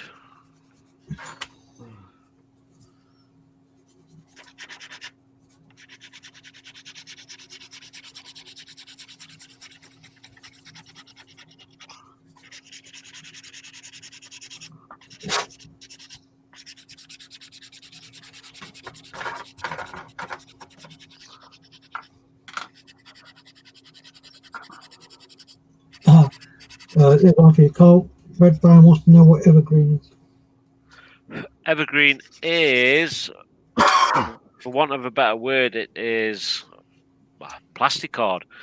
It's made from the same stuff that models are made from. So your Tamiya extra thin or any hot glue works with it. And it's like just sheets or tubes, pipes, square bits. If you're doing stuff like scratch building or what else would you use it for, James? Diorama building and things like that. Yeah, or replacement parts on a kit. Yes. So you lose something or break it and you want to make another one. So it's effectively just sheets and blocks and tubes of plastic.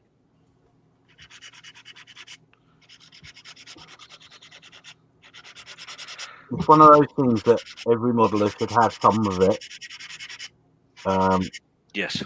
A little bit like saving your leftover bits and pieces from every model and all that. Not everybody does, but it's always a good thing to have because you never quite know when you're going to need it. No, I watched somebody scratch building. They were building, I think it was a shampoo bottle they were building a spaceship out of. And they pretty much, like any surface, like a flat or a curved surface, they would cut out a piece of evergreen to shape and stick it to the model. Because it then makes adding all these greeblies and everything really, really simple, because you just use your Tamiya extra thin and it just glues like you were building any normal model kit. Yeah. So So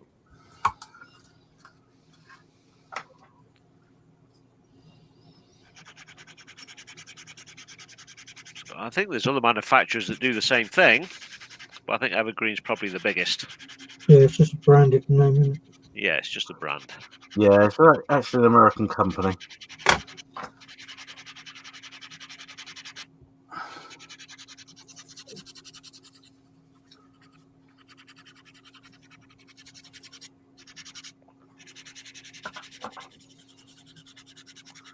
It's been my life for the last 4 days, sanding.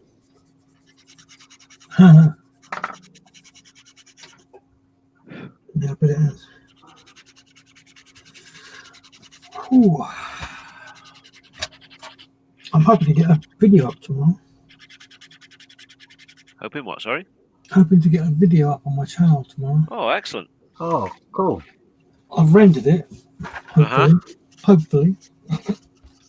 How did the PC handle the rendering? Slowly. Huh? Slowly. Yeah. When you say slowly, how long? I went to bed in the end. Sorry?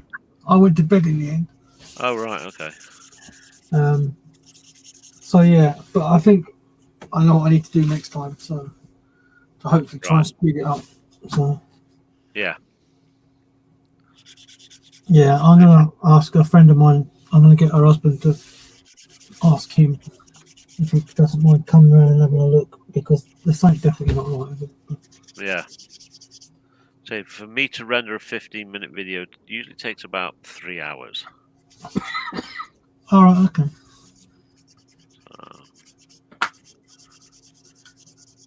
Yeah, it might have been 4, maybe. Yeah. So it's not far off the ball then. No. That's about 20 minutes, I think. Yeah. So maybe. We'll see how long it takes to upload it tomorrow. That's a different story. Oh, yeah. Oh, yeah. It doesn't take so long. It's the rendering that takes the longest. Depends how busy YouTube is and all the rest of it, doesn't it? Yeah. Depends if I had to go knock on people's doors in the streets and tell them to stop using the internet. Do you know who I am? I'm trying to upload. Go away.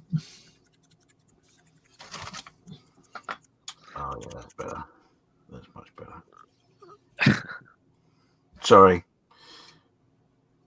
It's quite all right. Don't do it again. What are you sorry for?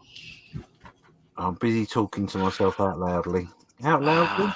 Out loudly. Not even talking proper English. Don't I? Proper like English? English like, isn't it? There you go. Joe McCaslin says, I use sign stock and a variety of evergreen Plastruct products. That's the other people, Plastruct. Yes, Plastruct. I knew there was another one. I couldn't think what it was called. Yeah, he uses it in every build. Yeah. And Sim Farmer saying that a picture of his scratch-built railway bridge was in last year's Evergreen catalogue. Ooh! Another claim to fame, Simon. Very good. I didn't realise we were surrounded by such famous people. I know. Gold medal winners. People getting put in catalogues. Hang on, that doesn't sound right, Carl. Sounds right in my head. And that's all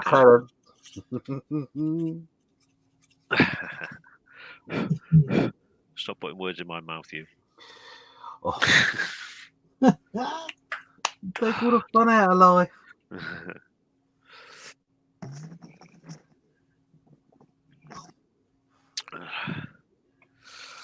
So we are coming up to 10 o'clock. We have 16 watching. Thank you, those 16, for sticking with us. And thank you for anybody that's actually watching us. Yeah, thank you. We never really expected anybody to watch us. So Here we are. So Red if you've not phones said and hello numbers. yet, say hello. Tell us what you're up to. We're going to be here probably not that much longer, to be honest. That's up to these guys. Oh.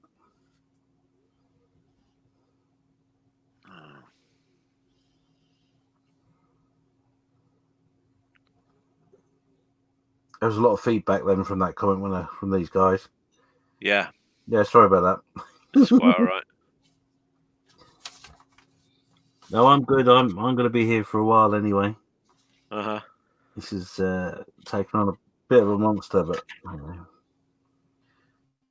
my usual. Oh dear.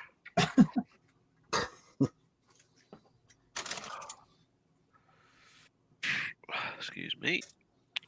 Oh. Just reach over here. Oh.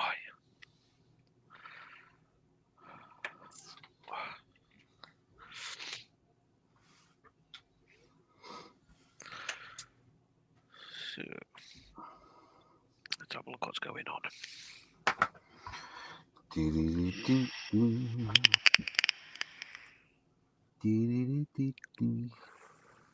Yeah, I'm with Joe on that comment. He says he tries to fade into the background and make no claims to fame. So, Yeah. Don't win nothing, me, see.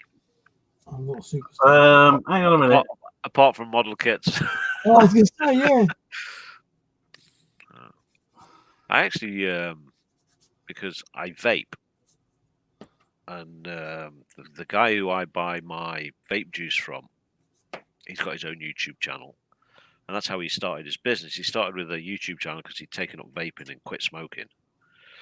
But he started experimenting, making his own juices, buying his own flavors and his own base liquids and all the rest of it. And he now has a shop, great big huge shop, and he sells all over the world. All from starting a little YouTube channel just to catalogue his experience of switching from smoking to vaping. And he's got a Facebook group, and I entered a competition on there and won on that as well. Mm. I won a set of bits for vaping with. A long time ago, like, but yeah. Quite lucky on Facebook competitions. I should enter more. Yeah, I think you should. Well, I can buy a lottery ticket, more importantly. Yeah. No, they don't work. When I was in Spain, I bought a lottery ticket for the Euro Millions. Didn't win. Yeah, but that's because you bought a Spanish one. Yeah, didn't win. The jackpot was 81 million euros as well. So it's like that would be lovely. Very nice.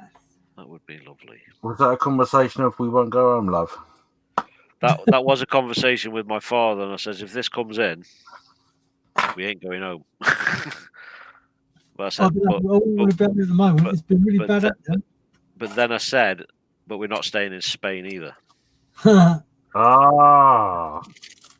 would you go? Yeah, where would you go? Me, I'd go somewhere cold because I like the cold. Go somewhere cold. Mm-hmm. Well, you already there. Yeah.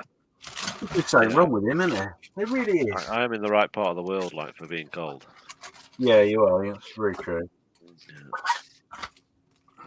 It was nice, and it was cold today, especially standing in the blowing wind, waiting for that ambulance to turn up.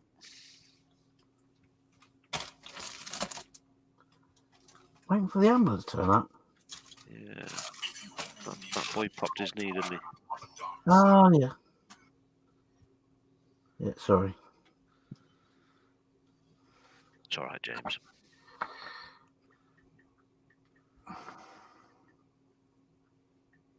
Quite surprised how well that side thing's gone on that ship. I shall take some pictures shortly and post them up in my album on the Model Officers Mess. Do you want to inform everybody about that, James? What's going on in the mess with the group builds? Yeah, 2 seconds. You could put the camera on me, and I will show you. Yep, I will do. Oh, there we go. let me go here, and I will get this banner out of the way as well. So it's a little bit better. There we go. So hopefully that's coming out. I don't think it is going to actually. That's a little bit of whiting out on it. No? Well, maybe a little bit. Yeah, the frames themselves. Yeah. So okay, this is my first experiment with the matchsticks, and that's now in the bin. I don't like that. So here I've done some patio doors. Max sides and a bit of balsa wood, but that's a much better frame. I'll put some pictures up in the mess of them. Yeah. But yeah, much happier with that. That's now my template for the windows. Officer's mess. Right. Okay. So right now in the officer's mess, we have got a sci-fi build. We are just coming to, where are we? Coming to the first month, aren't we? Yes, we are. Yeah. So we are almost a month into the build. 6 days. Yeah. So that's our first. We run through the mess throughout the year. We run group builds and sticks all the way through the year. What we tend to do is, if you remember, have a look in the file section on the Facebook page. If you're not a member, come and join us. Have a look on the file section, and there is a year plan of what we've got going on. So this year we've toned it down a little because last year we've got a little bit too excitable. We did. Yeah, we put too much on. So this year we've got a very simple diorama build. Now with that, the joy with that is that's you can take all year to build that. So you've got 10 months and 3 weeks, I think it is, something like that. So it's just under the year actually. And I'll explain the reason for that in a minute. So that's just a diorama of any description. You can use any kits, any pieces, any scratch build, whatever you want to do. It's totally up to you, just as long as it's a diorama. So there's that. And then throughout the rest of the year, we've got four other builds, which are 3 months long. As I say, space is the first one. And then we've got land, air, and sea. So that's nice and simple. But for our birthday, which is, God, I can never remember, which is March the 20th, is a 48-hour build, special build, where we will be online, or I will be online with those I can persuade to join me. Of which I'm fairly certain it'll be similar to what we did last year with the guys. So, yeah. Hopefully, Graham will be with us. Steve will be with us. Yeah, Ivan joined us. Ivan, Graham, Simon. Oh no, not Graham. I don't think Graham did get Graham. No. Yeah. So there'll be a whole bundle of us. It's maybe some new faces as well, if we can, as I say, cajole those to join us. But that's quite a good thing. And then just to top off the whole year, and you are the first to know this fully,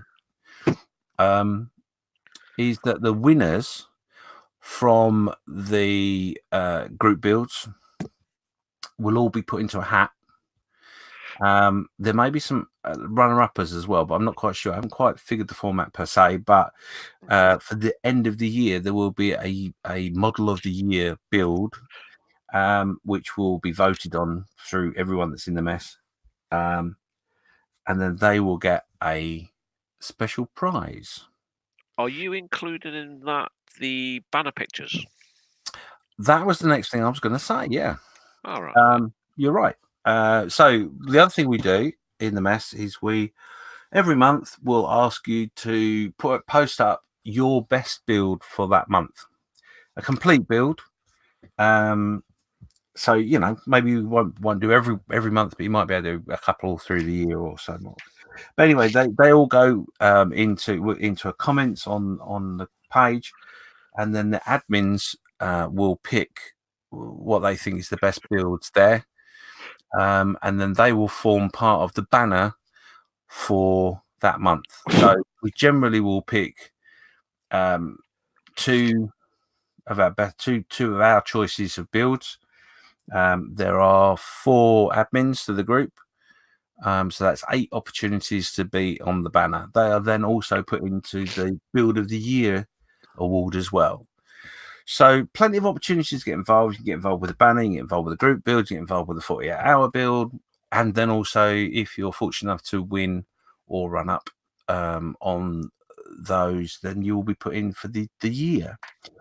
On top of that, the last and final thing, which I haven't announced to anybody, is that there will be an admin's choice as well. Ooh. So there'll be an admin's choice award, and that will be for the best progress through the year. So the more models you put up, the more techniques you try, the more things you get involved with, the more chance that you'll be noticed, which is a good thing. And then the admins will sit and discuss who we think, and we'll nominate people through our chat as we go through the year. And as I say, that will be another award as well. Now, all of the group builds, all of them have got prizes. They're nothing special, don't get me wrong, but they are unique prizes. That's all I'm going to say. Tease. I am. Yeah, so that's all going to go super public next week because the trophy has arrived. Yes. And a select few have seen it. Yes. But that will all become very public. And again, this will all be re-announced again this coming week.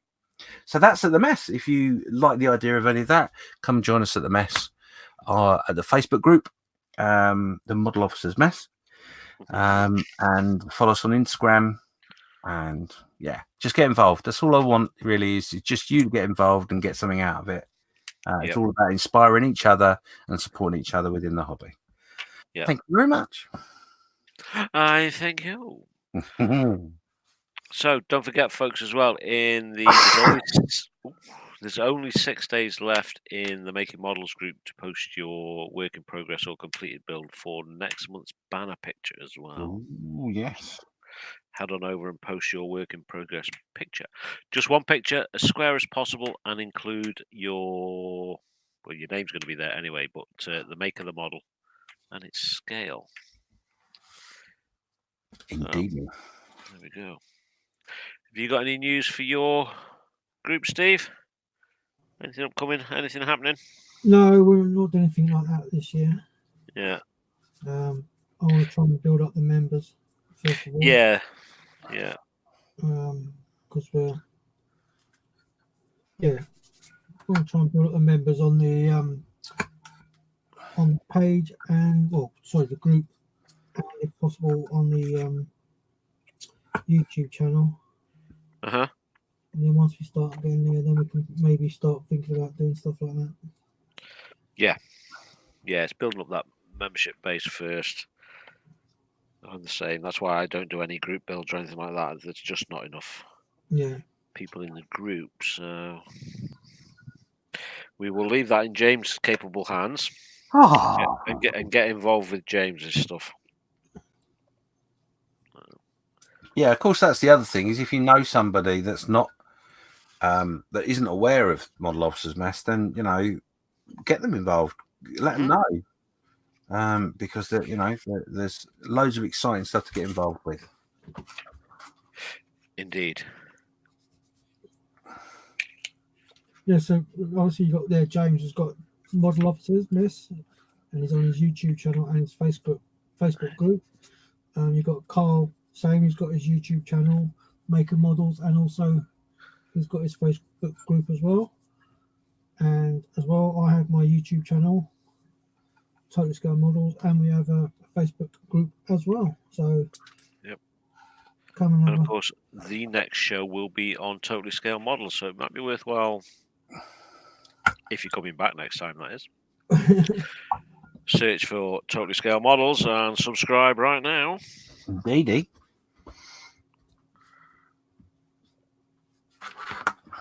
Yeah, that'd be great. Did we put the links in the bottom of the video? We can't put those in until the video has been uploaded onto YouTube. That's right. Yes. So as soon as that's done, as soon as I remember, I will get the links in there. If you're not sure what the links are, or you forget, they will be posted in the videos once they're uploaded properly.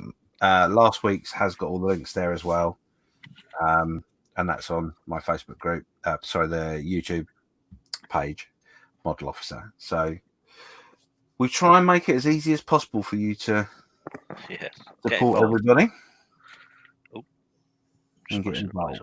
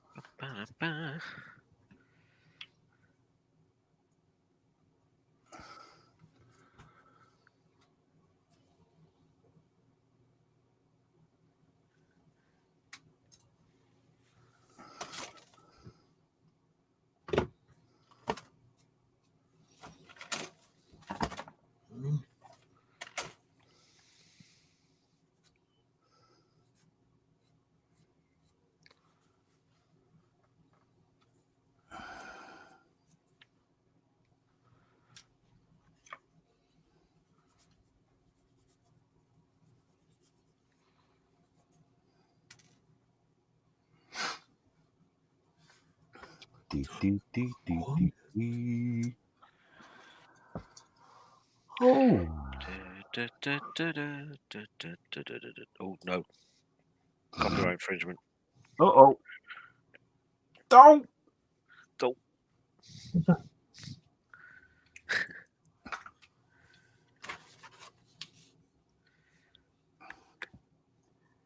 Wir being humorous, yes.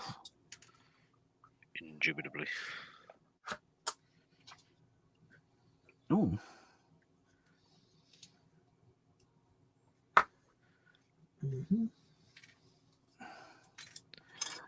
Oh, for the love of God. Look at that.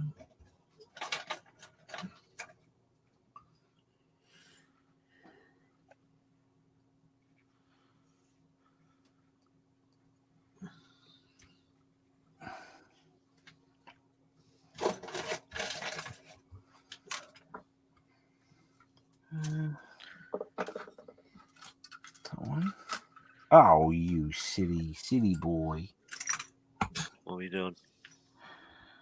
I got all excitable and broke my balsa wood. Oh dear. Oh. Okay. Oh dear. And now cut it the wrong size. Oh well. And start again. Billy.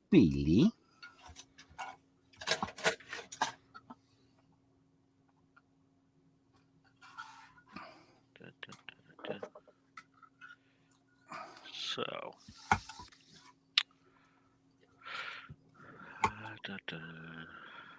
Okay, I've got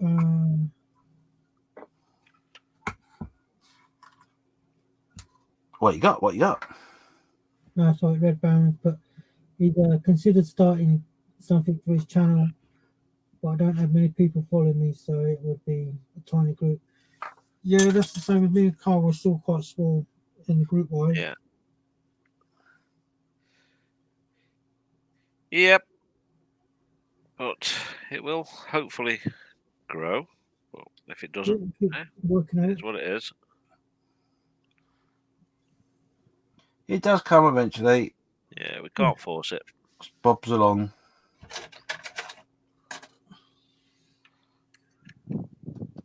Just getting the word out there, so hopefully we do more of these streams, etc. It'll become more apparent to other people.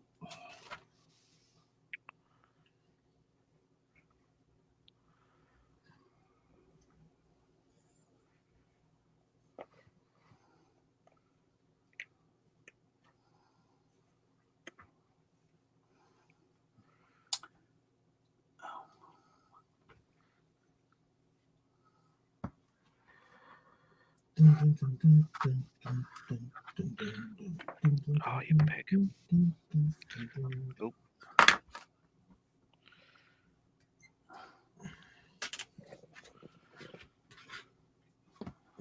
feel the need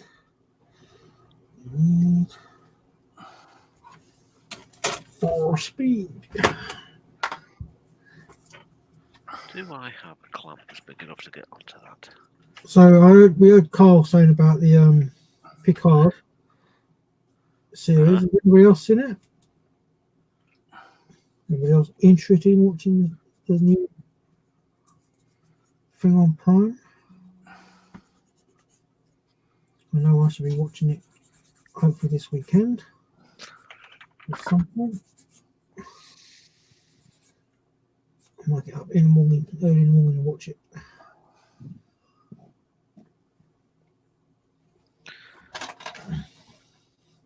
There we go. Leave that be now.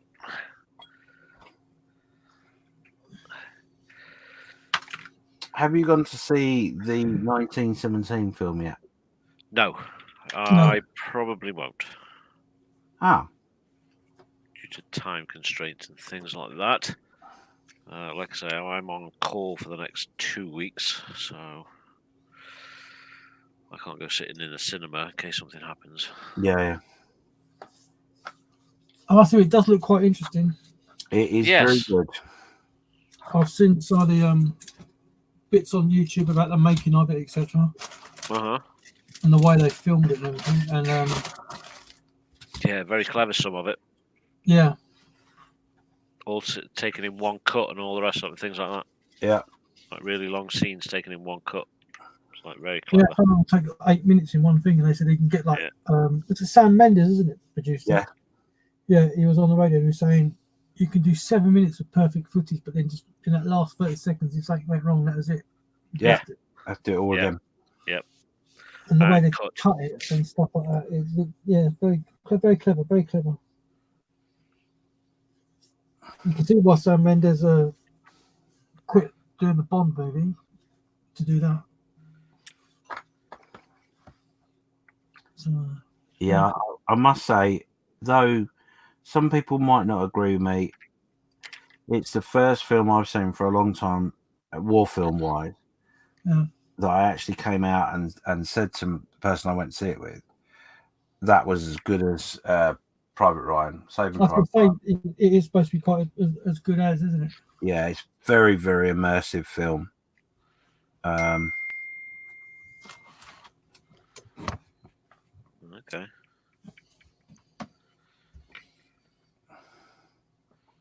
Oh, I've gone stiffy again, haven't I? All shuttery. Have you? Yeah, I'm laggy again.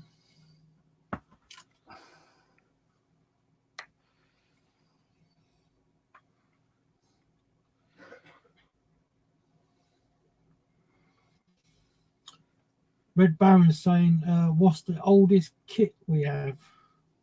He says his is 172 Spad from 1963. Wowzers. No, Wow. nothing that old. That's a very good question. The oldest kit I've probably got is my Fine Molds Slave One. I've got one that looks old. I don't know how old it is, but it's an Airfix kit, 124.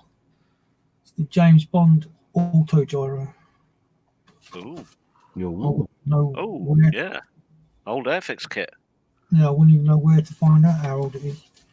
Scale mates. Oh, yeah, I suppose. Scale mates to tell you. I think the oldest kit I've got upstairs is I believe it is a Matchbox Hell Diver or something like that, I think. 1/72nd. And that is 1986-ish, I would think. And that was bought when I was a kid. James says the oldest kit he has is an Airfix 172 Skyhawk with the instructions on the back of the box. Wow. That's good, isn't it? Jamie Bones saying, speaking of war films, what's people's opinion of Fury? That's a tank film, isn't it? That is a tank film with Brad.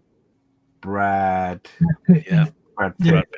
I think that, yes, I've seen. I think with that film, as long as you're not rivet counting, it's quite an enjoyable film. Yeah.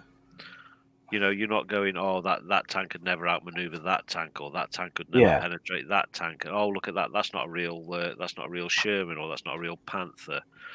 If you remove all that and just watch it for what it is, For a film, it's not too bad.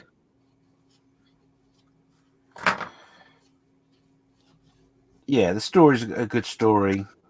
It's filmed quite well. Mm-hmm. I like the scene where they were chasing down the tiger in the field, and the tiger's firing away, and it's like you see the ricochet shots, and you see the shot where it takes the commander's head off. Yeah. And that was pretty accurate. Where it's like bouncing on the deck and ricocheting away. That stuff's it was pretty accurate. Yeah. Oh yeah, I quite enjoyed it. Yeah, it's and you can imagine psychologically wise, that is exactly what a tank crew needs to be like. Oh yeah. To be cooped up in that tank, expecting to die at any minute. Yeah. You've got to be some sort of crazy to do that. Yeah, my grandfather, he was in the tanks in the Second World War. My old man's a tanker. That's who I'm building my diorama for. In the competition, in the group build. I've got the idea of doing a Kelly's Heroes scene, but it will be done with British armour rather than American armour. You know what I'm talking about, don't you, James? I do, yeah. It's a different take on a famous scene. Yes. So instead of using 2 M4s, I will hopefully be using a Scorpion and a Scimitar in one scene. Gobbledygook to me. Joe McCaslin, sorry if I butchered that name, sorry. He says he's a 124 Airfix MPC Spitfire Mark 1A or the Revell Monogram 148P40B. He says he thinks they both date back to the 1960s. Wow. Nice. Yeah, cheers, Jamie. And they're going to be a good fit. Yeah. Not so good at the moment, though, Jamie. I'll tell you. Wasn't happy about the thing the other day. He said, what is everybody building? So, like I say, I'm still building the Airfix.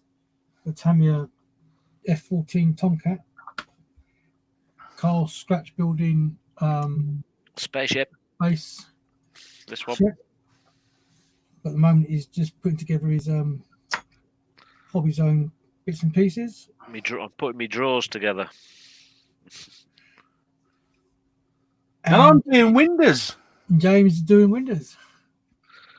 We're not cleaning windows. Get his ukulele out soon. We have a draw. All right. All right. 1 point for a draw. 1 point for a draw.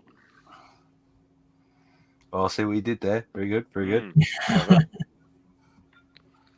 Yeah, they're good. I really like them.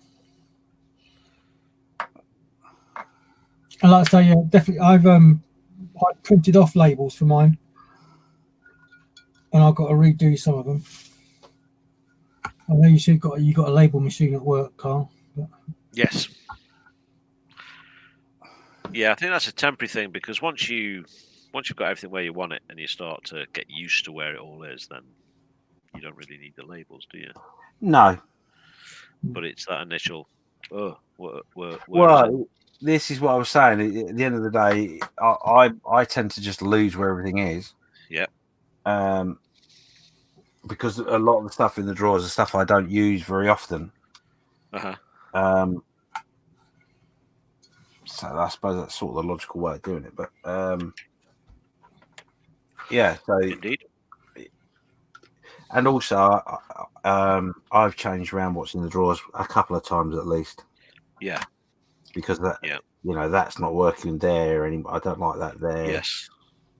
I need that more than what I did. I'll probably end up moving my stuff around because I've put it where I think at the moment. But if I'm honest, a lot of the time it comes down to you acquire other bits and pieces, and you go, "Oh, well, that'll go nicely in the drawer there." And yeah.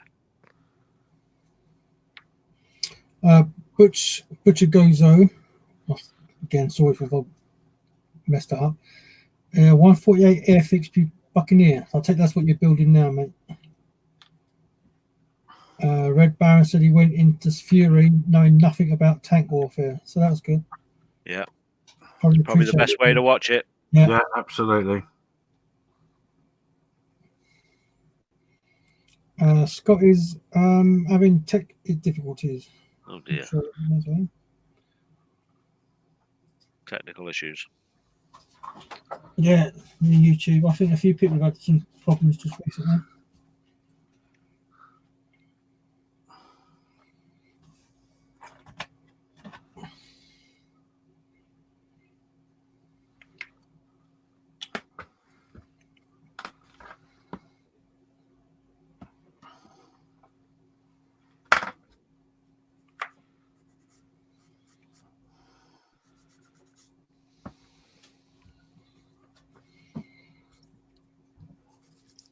Oh, my feet ache today. How is the foot anyway? Yeah, it's fine. Sure.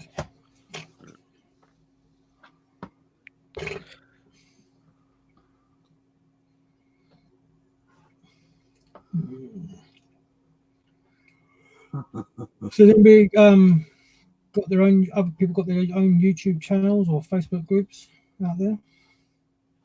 If you do, yeah, say here. People can click on the 3 dots by your name and go to your channel and subscribe. You're more than welcome to advertise your channel here. Yep. Also in the Creche, I believe. Yep. Indeedy. Yep. And all the groups. And all the groups, yeah. Yeah. We're all about supporting and sharing. Definitely. It's a hobby. Yeah. Not a living.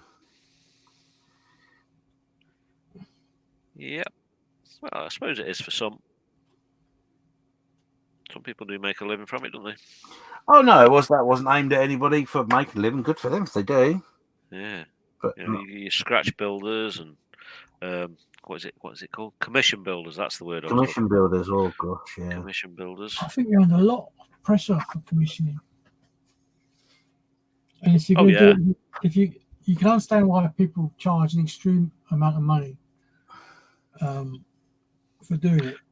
If you look at it from a business point of view and a living point of view, it's probably not actually that expensive to buy a model kit.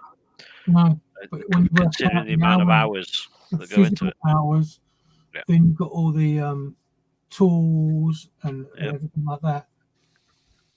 Yeah, because I watched Simon Merck's, and that's something he had a lot of people saying, "Oh, why is your stuff so expensive?" And he goes, "Well, it's not. It's about like it's a 6 months' work, if not more sometimes." Mm-hmm. And you put down the hourly rates and everything like that, and what he has to do. So,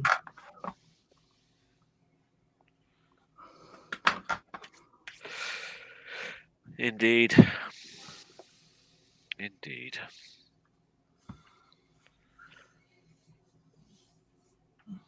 Oh. I have to excuse me for a moment, gentlemen. I shall be right back. Okay.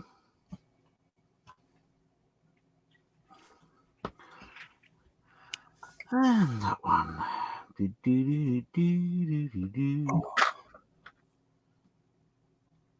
So something else that's come out I was going to talk about.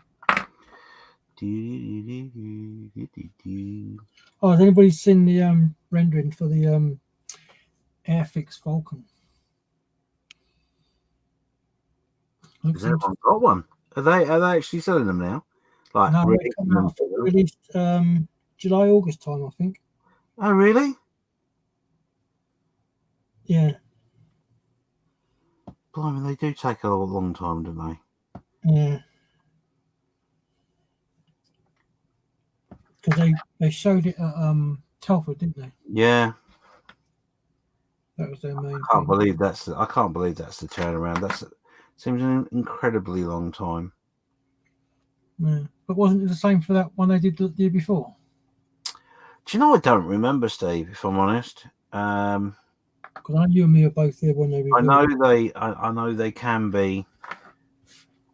I think they want to get the news out really quickly, and to like make the interest.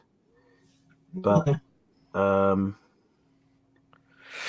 I'm honest, I think they need to rethink it because a year. You know, I know that one of my friends got the catalogue, the new Airfix catalogue, and there are 2 models in that catalogue, would you believe, that are new releases, but with no date for them to be actually released.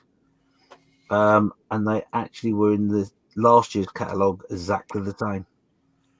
Oh, Simon's saying the Vulcan's not due actually to November. Christ. Oh, good grief! Really? That's even worse. They are sharing that way too early. Yeah, It's not sharing, sorry, announcing it. Yeah, because if they're not releasing that to November, that's a whole year. Mm-hmm.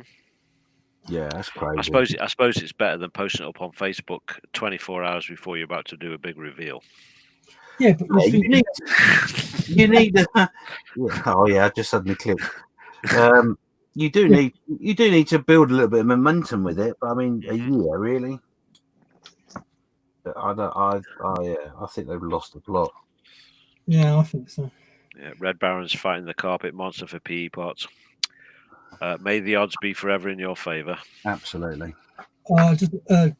Joe has put. He's currently working on the Airfix 124 Spitfire.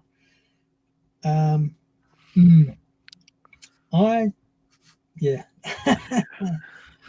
started. And you've had experience of that one, haven't you? I have very experience of that one. Didn't it fly out the door? Yeah, it did fly. Did it? Randomly, that's awesome. Forcefully. I do believe that the guys on the Sunday brunch stream have added it to their list of. Oh, he's going to do it because I poop kits to build. Yeah, because I and moan about it so much. Yeah. That he was going, "Oh, is that one of those poop kits?" And I was like, "Yep." Yeah, that was. As far as I got, it had more putty in it than what it did plastic. Yeah, and it was just. Yeah, in the end, I gave up. In the end, it's just like. So. There you go. 2 windows finished. Happy days. So see, scratch building. He's using more evergreen and plastic cut. Plastic strut and the kit. Yeah. Yeah. Oh, that's because he's actually put in the interior. Okay, I'll let you go now. And Red Baron's fighting the carpet monster with the PE parts. Oh, I know. That's terrible. Yeah. May the odds be forever in his favour, I said. Yeah. Yeah. And James put... he's put a video up just recently, but he said it's on the Tamiya 135 tank ammo loading crew. But don't worry about it if it's not very good, Jamie. We've all got to start somewhere, and as you get better, you work on it, you get better and better. My videos are absolutely pants, especially if I've got a stupid PC like I have. It's just getting to know your software and practicing.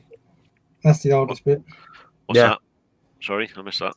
Jamie, he says he's released a video a little while ago on a 135 tank ammo loading crew.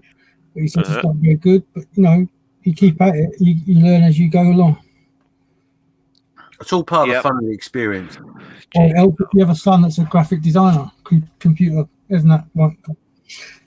It does help, yeah. Yeah, it does help.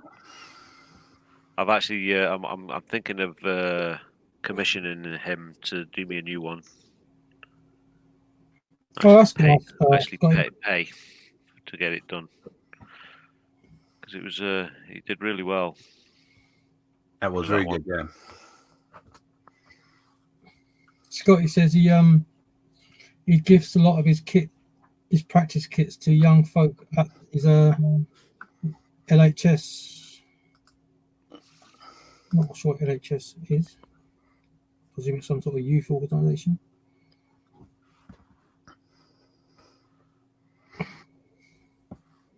So what's LHS? LHS. Yeah, Scott, if you could let us know what LHS is. Local hobby shop. There we go. Yeah. Of course. Acronym C. There you go. Acronyms are a nightmare.